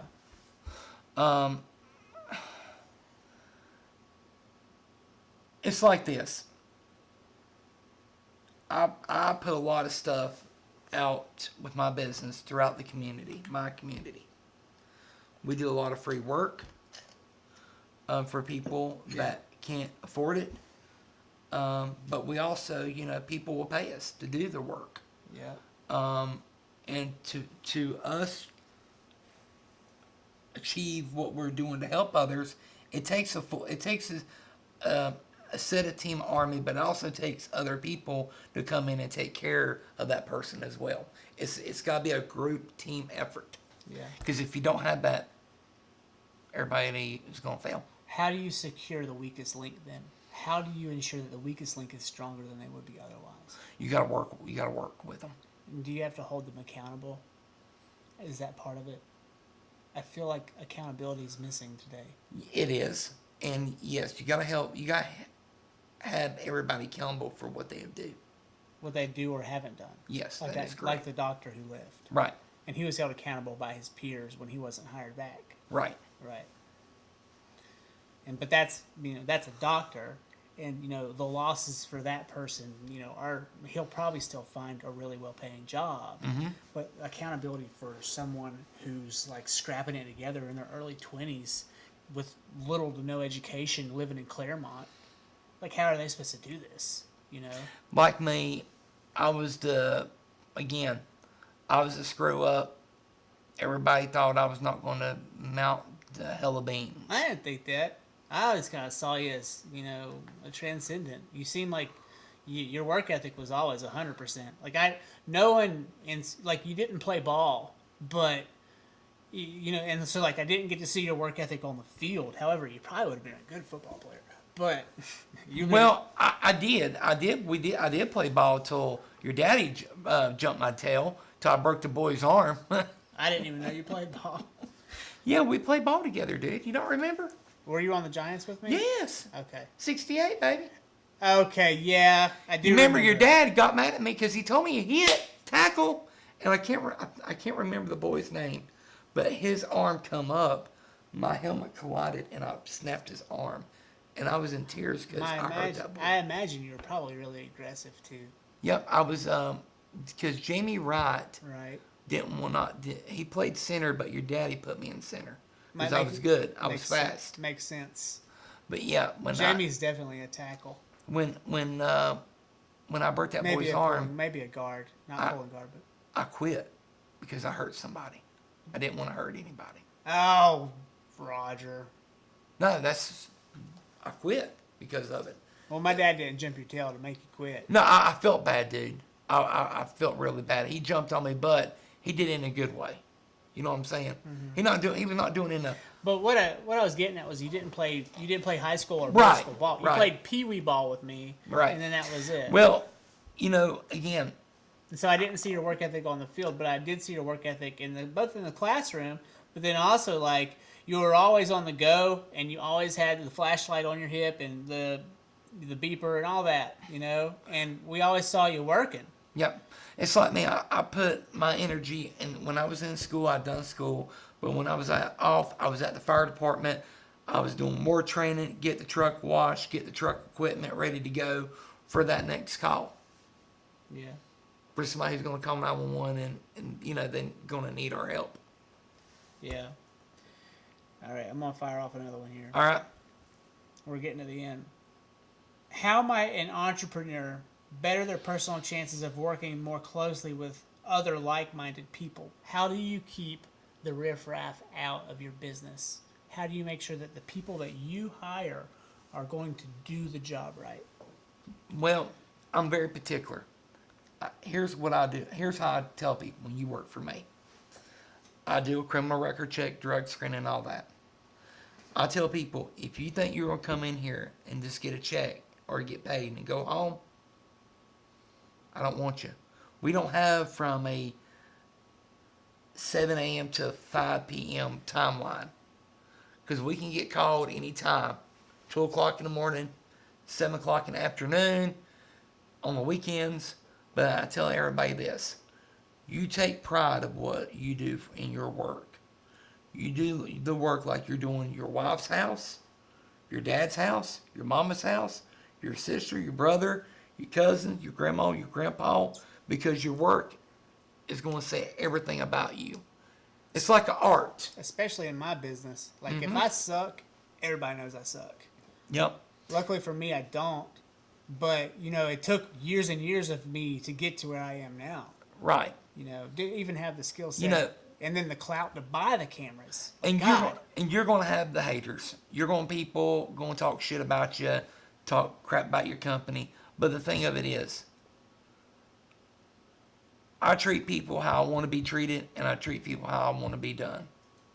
Yeah. And if you keep that mindfold, dude, your business can grow overnight. I've been holding this weird, call it weird, but it seems to be all over the internet now. It's like a mindset of abundance, and so rather than a mindset of scarcity, which I feel like it's like a fork in the road. And I fight with this with my wife and some members of her family. You can choose to have that mindset of abundance and work in that mindset, or you can choose to work in a mindset of scarcity and go ahead and assume that everything's going to suck and it's going to be hard to get your materials and it's going to be expensive and no one's going to do their job right and everyone's going to fuck up on you. Or you can believe that they're going to do it right. And yet, at this belief, you're going to find yourself realizing that, maybe they did fuck up. But in that mindset, you can also believe that they can change. Yeah. And you can also correct them and hold them accountable. Whereas here, you're not even holding yourself accountable because you just assume everything sucks. Right. And so again, it all comes down to accountability. If you can hold yourself accountable for the good in your life and constantly hold on to that, I feel like you can get a lot farther than the latter. Yep. And that's one thing about us. And here's what I tell my team. Get them fired up. Past 5 years, I tell my guys, Go out, bust your ass for me every day. You know, we do our best to keep everybody safe. When we go out and take care of roof repair, roof leak, I want my guys to fix it the first time around. Yeah. But if we have to go back on a recall, take care of it. Don't want to go back 3 times. Exactly. What we do is, if I got a roofer like Donnie, 4th generation, knows it, and I got another roofer named Taz, who's a hippie, been doing it his parents been doing it for like 3 years. Yeah. Bring both teammates out, let them work together. Taz will learn from Donnie. And Donnie will learn from Taz. How? If Taz has no experience compared to Donnie. Yeah, Taz, third generation. Got it. Okay. And when they work together as a unit, and they do this and do this and do this, and we don't have no screw ups, in December they get $2,500 cash. Nice. For Christmas. Yep, plus their pay. That's a big bonus. Yep. And that's the mindset of abundance. I was talking to Lonnie Coulter about this. He's like, why is everyone... And this comes back down to the incentive to work. Why are they going to go to work for $7 an hour when they can sit at home for 19? You know, and Lonnie was talking about... So he's building... He's bought this old mill in Longview. Mm-hmm. He's going to be converting it into like a consortium space for businesses and all sorts of unique things he's planning on doing there. And he's like, I'm not going to pay my employees like minimum wage. I'm going to give them like really good pay, like, you know. And he was throwing out numbers like 58 an hour, stuff like that. My workers. And I'm like, that's a lot of money, Lonnie. Please don't put this out here. Oh, I'm recording. All right. I know. All right. Donnie makes $300 a day cash. It's good money. Taz makes $250 a day, between $2 to $250. But the thing about repairs is, if we got multiple repairs, they make good money. Yeah. So you do that. That's per job. So if they're on site from 9 to noon and they patch that job up, and then they run out from, let's say they take a lunch, and then from 2 to 7, they're out at someplace in Longview. Mm-hmm. They get paid $300 plus $300 or $250. So that is good money. That's real money. Yep. That's money that you can retire on, and you can take your kids to college on, if they choose not to go to trade school. I take care of my people. Yeah. Your people will take care of you. And that's right. And I feel like that's what's missing from our employers today, and that's why our unemployment rates are so high and why people are choosing to eat off the government instead. And my problem with all the memes online about go get a job, there's so many jobs available, is like, yeah, there are jobs, but what's the quality of life behind that job at Bojangles? What's the quality of life behind that job waiting tables for $2.15 an hour? There's no quality of life. Right. And they can't make the tips that they need to make doing that work. You see my ground guys, they make between $100 to $150 a day picking up. I think that the answer is to go into a trade. If you want to make your money, fuck Bojangles, fuck waiting tables, go take your ass out onto a roof and learn how to do it with the best of them. Yep. Call Roger. He'll get you right. And you know, here's another thing I do to people, Josh. Are you hiring? Oh, buddy, we're always taking people. All right. And here's another thing. Is, say for instance, who's your next door neighbor? Mary and Margaret. Mary comes up to you, Josh, do you know anybody does roofing? Yeah. Call Roger. He'll take care of you. That's exactly what I'd say. And I tell this to everybody. Okay? Hey, Mark, how you doing? Hey, Josh Lloyd told me to call you. I need a new roof. All right, what's your address? Where you live at? All right, come up here. All right, we look at it. Say, for instance, $20,000 for a new roof. Okay, we do it. No, but they want a tin roof, so... Don't do metal. Don't do metal right now. After I come do the job, I'll come back. Hey, Josh, thank you for the referral. Here's your $250 cash. Thank you. I'll keep that in mind. And that's what I do with everybody. Gutter guard, $200. Do you do a $250 credit towards anything on the roof, or do you just pay them cash? Cash, baby. Okay. I want to tell you something about this. Hmong. Hmong. Yep. The Hmong? The people? The Hmong people, yeah. Okay. Very, very protective. They're quiet people, and there's a lot of them Very in the Catawba loving. County. There are a lot of Hmong in All right. Catawba County. I had a family call me. Probably more Hmong than black people. They love me. We did their roof. And I helped them out. And I told them, every roof you help me get, I'll give you $250. Wow. Her roof cost her at that time $6,500. She had her roof paid off within a year, and she pocketed, after getting her money back from her roof, she pocketed 5 G's. Wow. I done her whole community, her whole family, friends, everybody. So you just sweep straight through the entire Hmong community. That's how tight knit that group is, too, by the way. And remember in school, they never spoke. Yep, and I had a friend. The kids never spoke. They were the quietest and also some of the smartest kids in our school. Kim, you remember in the gym, he was a monk. And he had the pinky nail. Yep, everybody. Well, I thought he did coke, but he just grew his nails out. Right, long. everybody made fun of him. I didn't. But he was one of my close friends. He was actually talkative. Yep. Unlike the rest. Yep, and same thing, with Daniel Finnick. Rest in peace. I miss him. I love that boy to death. Everybody could not understand about Daniel, and I did. Daniel's dad was a New York firefighter. A lot of people don't know that. Daniel would have been a good football player if he had the wherewithal. Yep. He was so big. Yep. And the thing about Daniel is this: he loved me. Everybody loved to pick on him. I thought it was interesting how good he was with a computer. Okay, you remember in Ford when the port cards come out, he changed everybody's port card grades. Yeah. Was he autistic? Yes. Was that his issue? Yes. He also had other issues. Yeah. But the thing of it is, he changed everybody's grades to F's, but he changed mine to all A's. Alton Price, who was the school resource officer, come up to me and asked me, did I do this? Because this is a criminal offense. No, hell no, I did not do There's it. no way you know how. I'm not that smart. But I said, I know who he The is. fact that he asked you if you did it Yep. I said, Daniel says something Finnick. about his intelligence. I said, Daniel Finnick.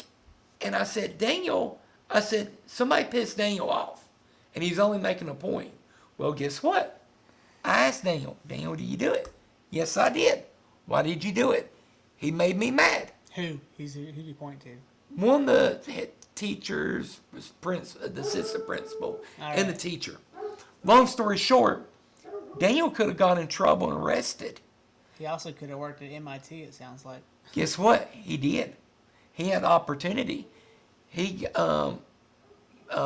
Sherry Lewis, Alton Price, myself, and the principal, Mr. Biggerstaff, got him on with the Catawba County, when they did their security thing for all the schools.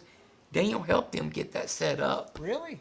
Yes, a lot of people don't know that. No one knows that. Yep, and I miss Daniel. After I left, when my dad died, I didn't stay in contact with him like I should. Well, it was a different time, too. There was no internet. Right. Well, there was, but It was so slow. You weren't on it. Right. You weren't on it. And me and Daniel taught me so much, dude. He loved the water.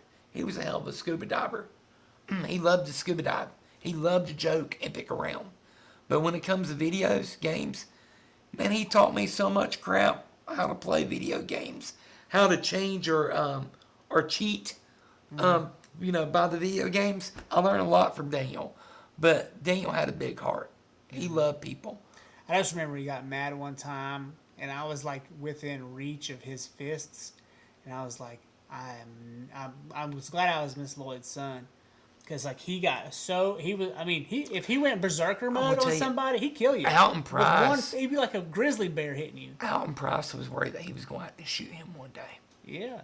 And I told Alton, no, let me just talk to Daniel, because I was the only one, myself and Sherry Lewis. He hit that growth spurt, remember? Yep, he was the only. He wasn't that big. No, he was strong. Sherry Lewis and I was the only two people can calm him down. Nobody else couldn't. And, I told Daniel, there's a lot of people afraid of you. You need to be careful what you do and what you say. And he took that to heart. But yeah, if you would have got him mad, he could have killed somebody at Ford. With his hands. Yeah. I seen what that boy can do. When he got home, when he got mad at his sister, he break 2x4s, man, with his head. Like it ain't nothing. But he was a good boy. I missed him dearly. Let me ask you a question about. All right. If you could go back, you want some water? You got water. Yes, sir. I got you your own cup and everything. Oh, thank you so much. I even rolled you a joint, but after you told me you got sick, I harnessed it. Well, I'll take it. I know somebody do it. My daughter, I let her smoke it. You want the strong one or the tasty one? If you can do both, I'll take both of them. That's fine. You see, and this is one cool thing about me. Tori, I let her smoke pot. She can't do it with her friends. She had to do it with me or her mama there. Because she's got PTSD. Because when we had the car went through the house, about killed her. Yeah. I don't know about that. You didn't? Okay, I gotta tell you that real quick. Oh, Hold on. God. Here we go. We're going to be here 4 hours. 2006. I just got off work. Parked my truck. Went in. Took a shower. Lay down at 5:30. Heard big loud tire screech. You live right off the highway or Oh something? yeah, Highway 1018. So they were just going too fast? 18-year-old boy was leaving from Shelby. He woke up late. His girlfriend, her daddy was a corporal with Hickory PD. He passed a car on a double yellow line and went off the embankment, hit the fence, went airborne 30 feet, come down on my truck, pushed it 30 feet, and come into my house. Oh, God, Roger. Christmas Eve. All right? Hold on. Crystal thought it was her dogs knocked a tree over. I jumped over her, took off running in the living room. The car was in the living room. Tori's head was less than a foot away from the driver back wheel.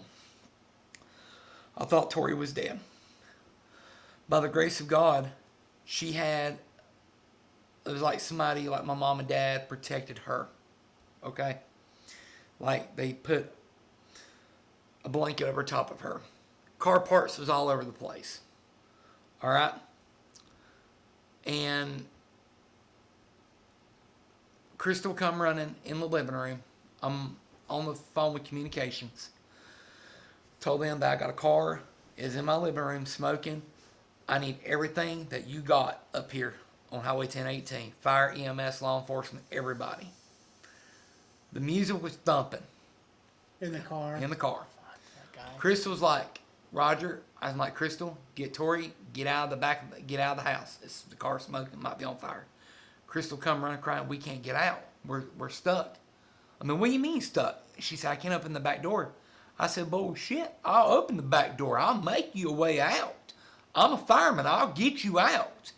Well, try to open up door, wouldn't open. I took my left leg, kicked it, damn door back door fly all to pieces in the backyard. Crystal thought she was going to get in the white truck and stay warm. You hulked it? Yep. Well, I took off running. People from Norman's Cafe come running. Went around the front of the house. Got on the front porch, what's left of it. We had a big hole in our front door. Our whole wall was a hole. Mm-hmm.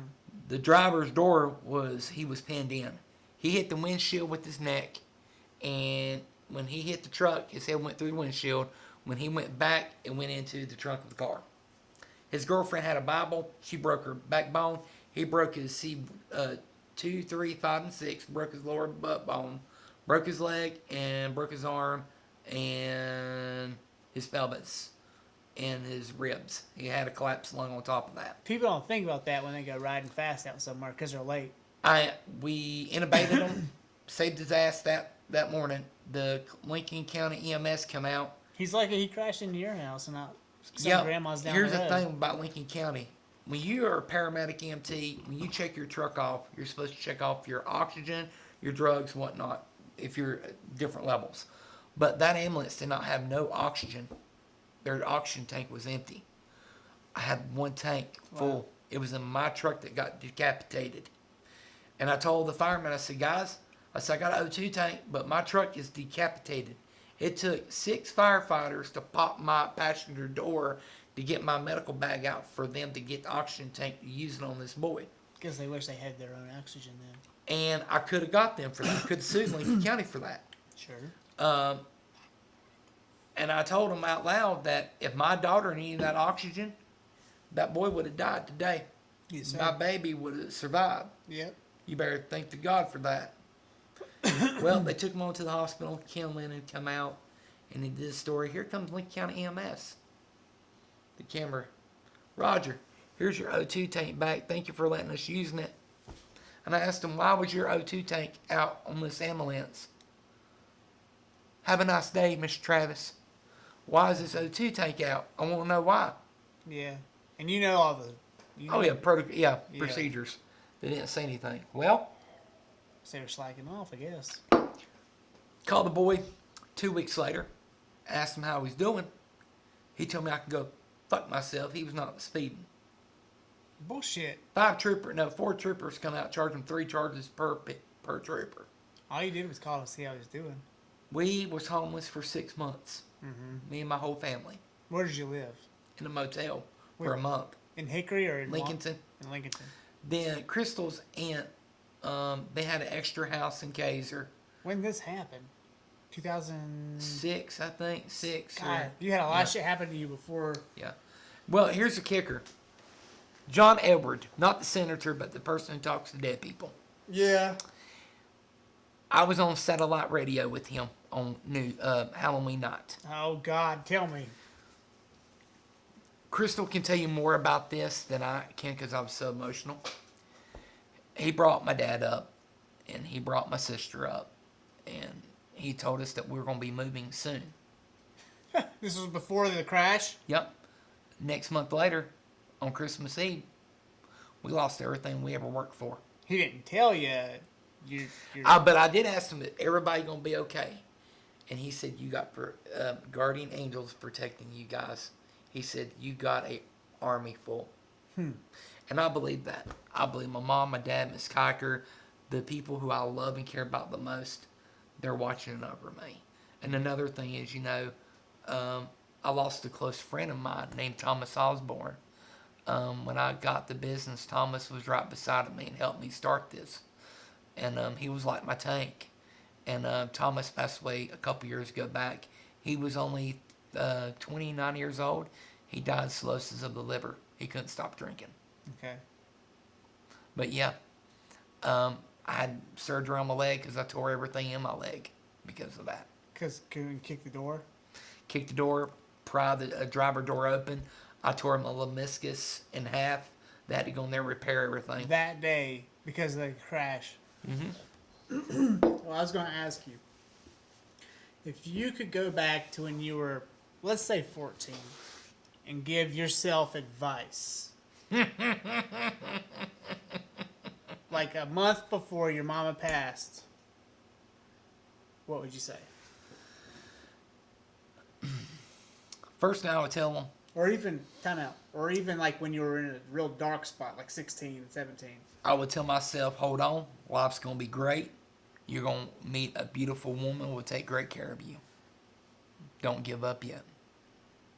Because I'm not proud of this. I got to the point. You ever play Russian roulette with the gun? No, of course I haven't. Okay, I have. Okay. No. No.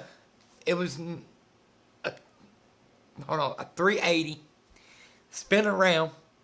Cocked it back. Try pull the trigger. Wouldn't fire. Spin again. Cocked it back. Pull the trigger. Wouldn't go. And by the grace of God, I'm here today. You keep it that way, Roger. I want to tell you, PTSD and depression is real. A lot of people don't know it. A lot of people think it's make-believe or It's, it's not a mental health issue. It is a mental health issue. I've been fighting it. I beat it. I'm happy. And, I try to tell my daughter, it will get better, because she's still at the point being sad and being depressed. And I told her, Tori, you're still young. You're still growing. And I said, you're going to have good days, you're going to have bad days. But the thing of it is, it's going to get better. As you get older, it gets a lot better. You damn right. Especially if you get past the hurdles. Yep. Like middle school. Yep. High school. And that's one of the reasons we jerked Tori out of high school. Because what Tori was telling me, that the teachers was having sex with the students was having sex with the teachers, there was a lot of drugs going around. Is this at West Lincoln? Mm-hmm. Okay. And the cops wouldn't do nothing. God, I tell you what, I did a lot of work for North Lincoln football. That North Lincoln, West Lincoln football games are rowdy as fuck. Like, that is real competition. Oh, yeah. And the fans that show up, it's like the rodeo. Like, they're serious about their football. It was a blood sport. Yep. Watching that game, people were getting like flipped in the air and Yep. breaking bones. And I went there for a teachers meeting, and me and Chris was talking, and I'm seeing girls. When we was in high school, the cheerleaders, girls, they care about themselves, but this much. I'm looking at them, I'm thinking this bitch is like 18, 21 years old. Short shorts with stockings on them, wearing high heels, wearing a shirt up to here, and they're hanging out. And I'm Tori's like, oh, Dad, their parents gave them breast implants. And I'm thinking, what in the hell are people doing to their kids? Wearing booty shorts with thongs, and they're dropping stuff from the teachers, bending over. You can see everything shining. I mean, I told Crystal, yeah, we're getting her out of here. Quick. Yeah, it's toxic. So she's homeschooled. Yep, she's already graduated. She's going to college. Okay, and so she graduated early. Yep. Good for her. Yep, 2 years early.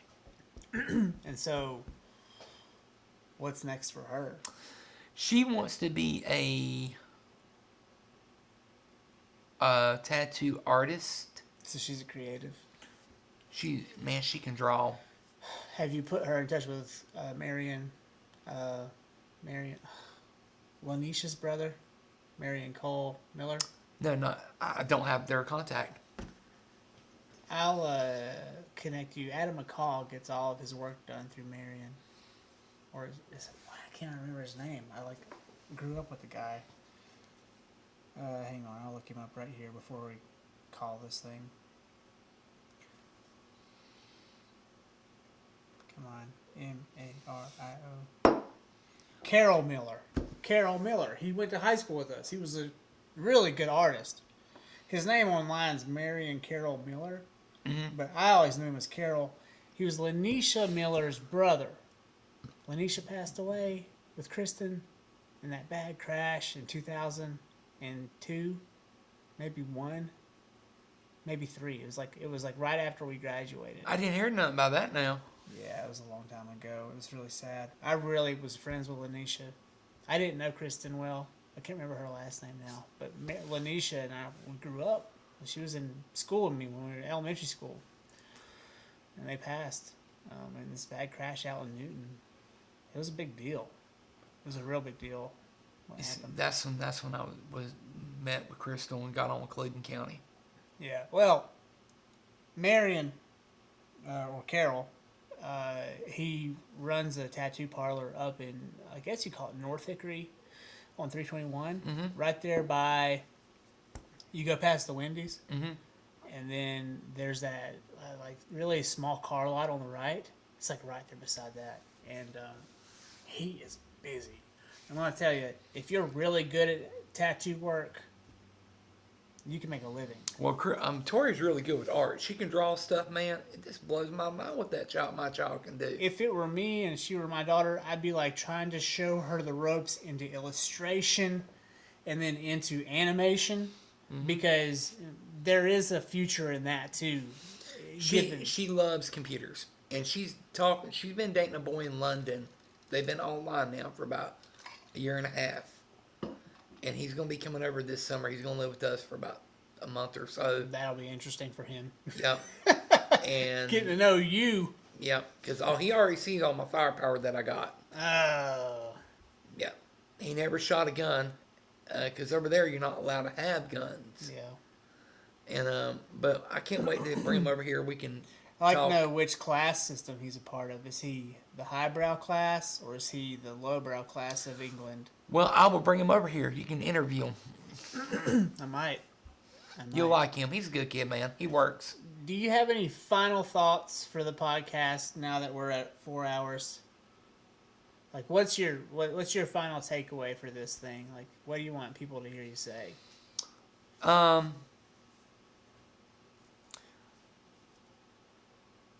my life I've been a public servant. Giving back, try to help people, try to save people's lives, their home, their property. That was me. I still care about helping people, giving the people a chance, and I love my family, but it's been a great ride, man. I wouldn't change it in the world. Wouldn't change none of it. But I would have tell my younger self, sit back, strap on, ride's going to hurt, but it's going to give you a lot of damn experience. I think that's the point of life in general. Yep. Someone asks you, what's the meaning of life? I think the meaning is to live it. Yep. I think that's the whole And point. not give up. Because I was almost came so close giving up. In my life giving up. But by the grace of God, He watched out for me. Well, Roger, I think it's officially dark outside now. Yep. Thank you for coming on the show. Well, thank you for inviting me. I'd love to come back and do it again. I'm Josh Lloyd, and you're on the Ridge.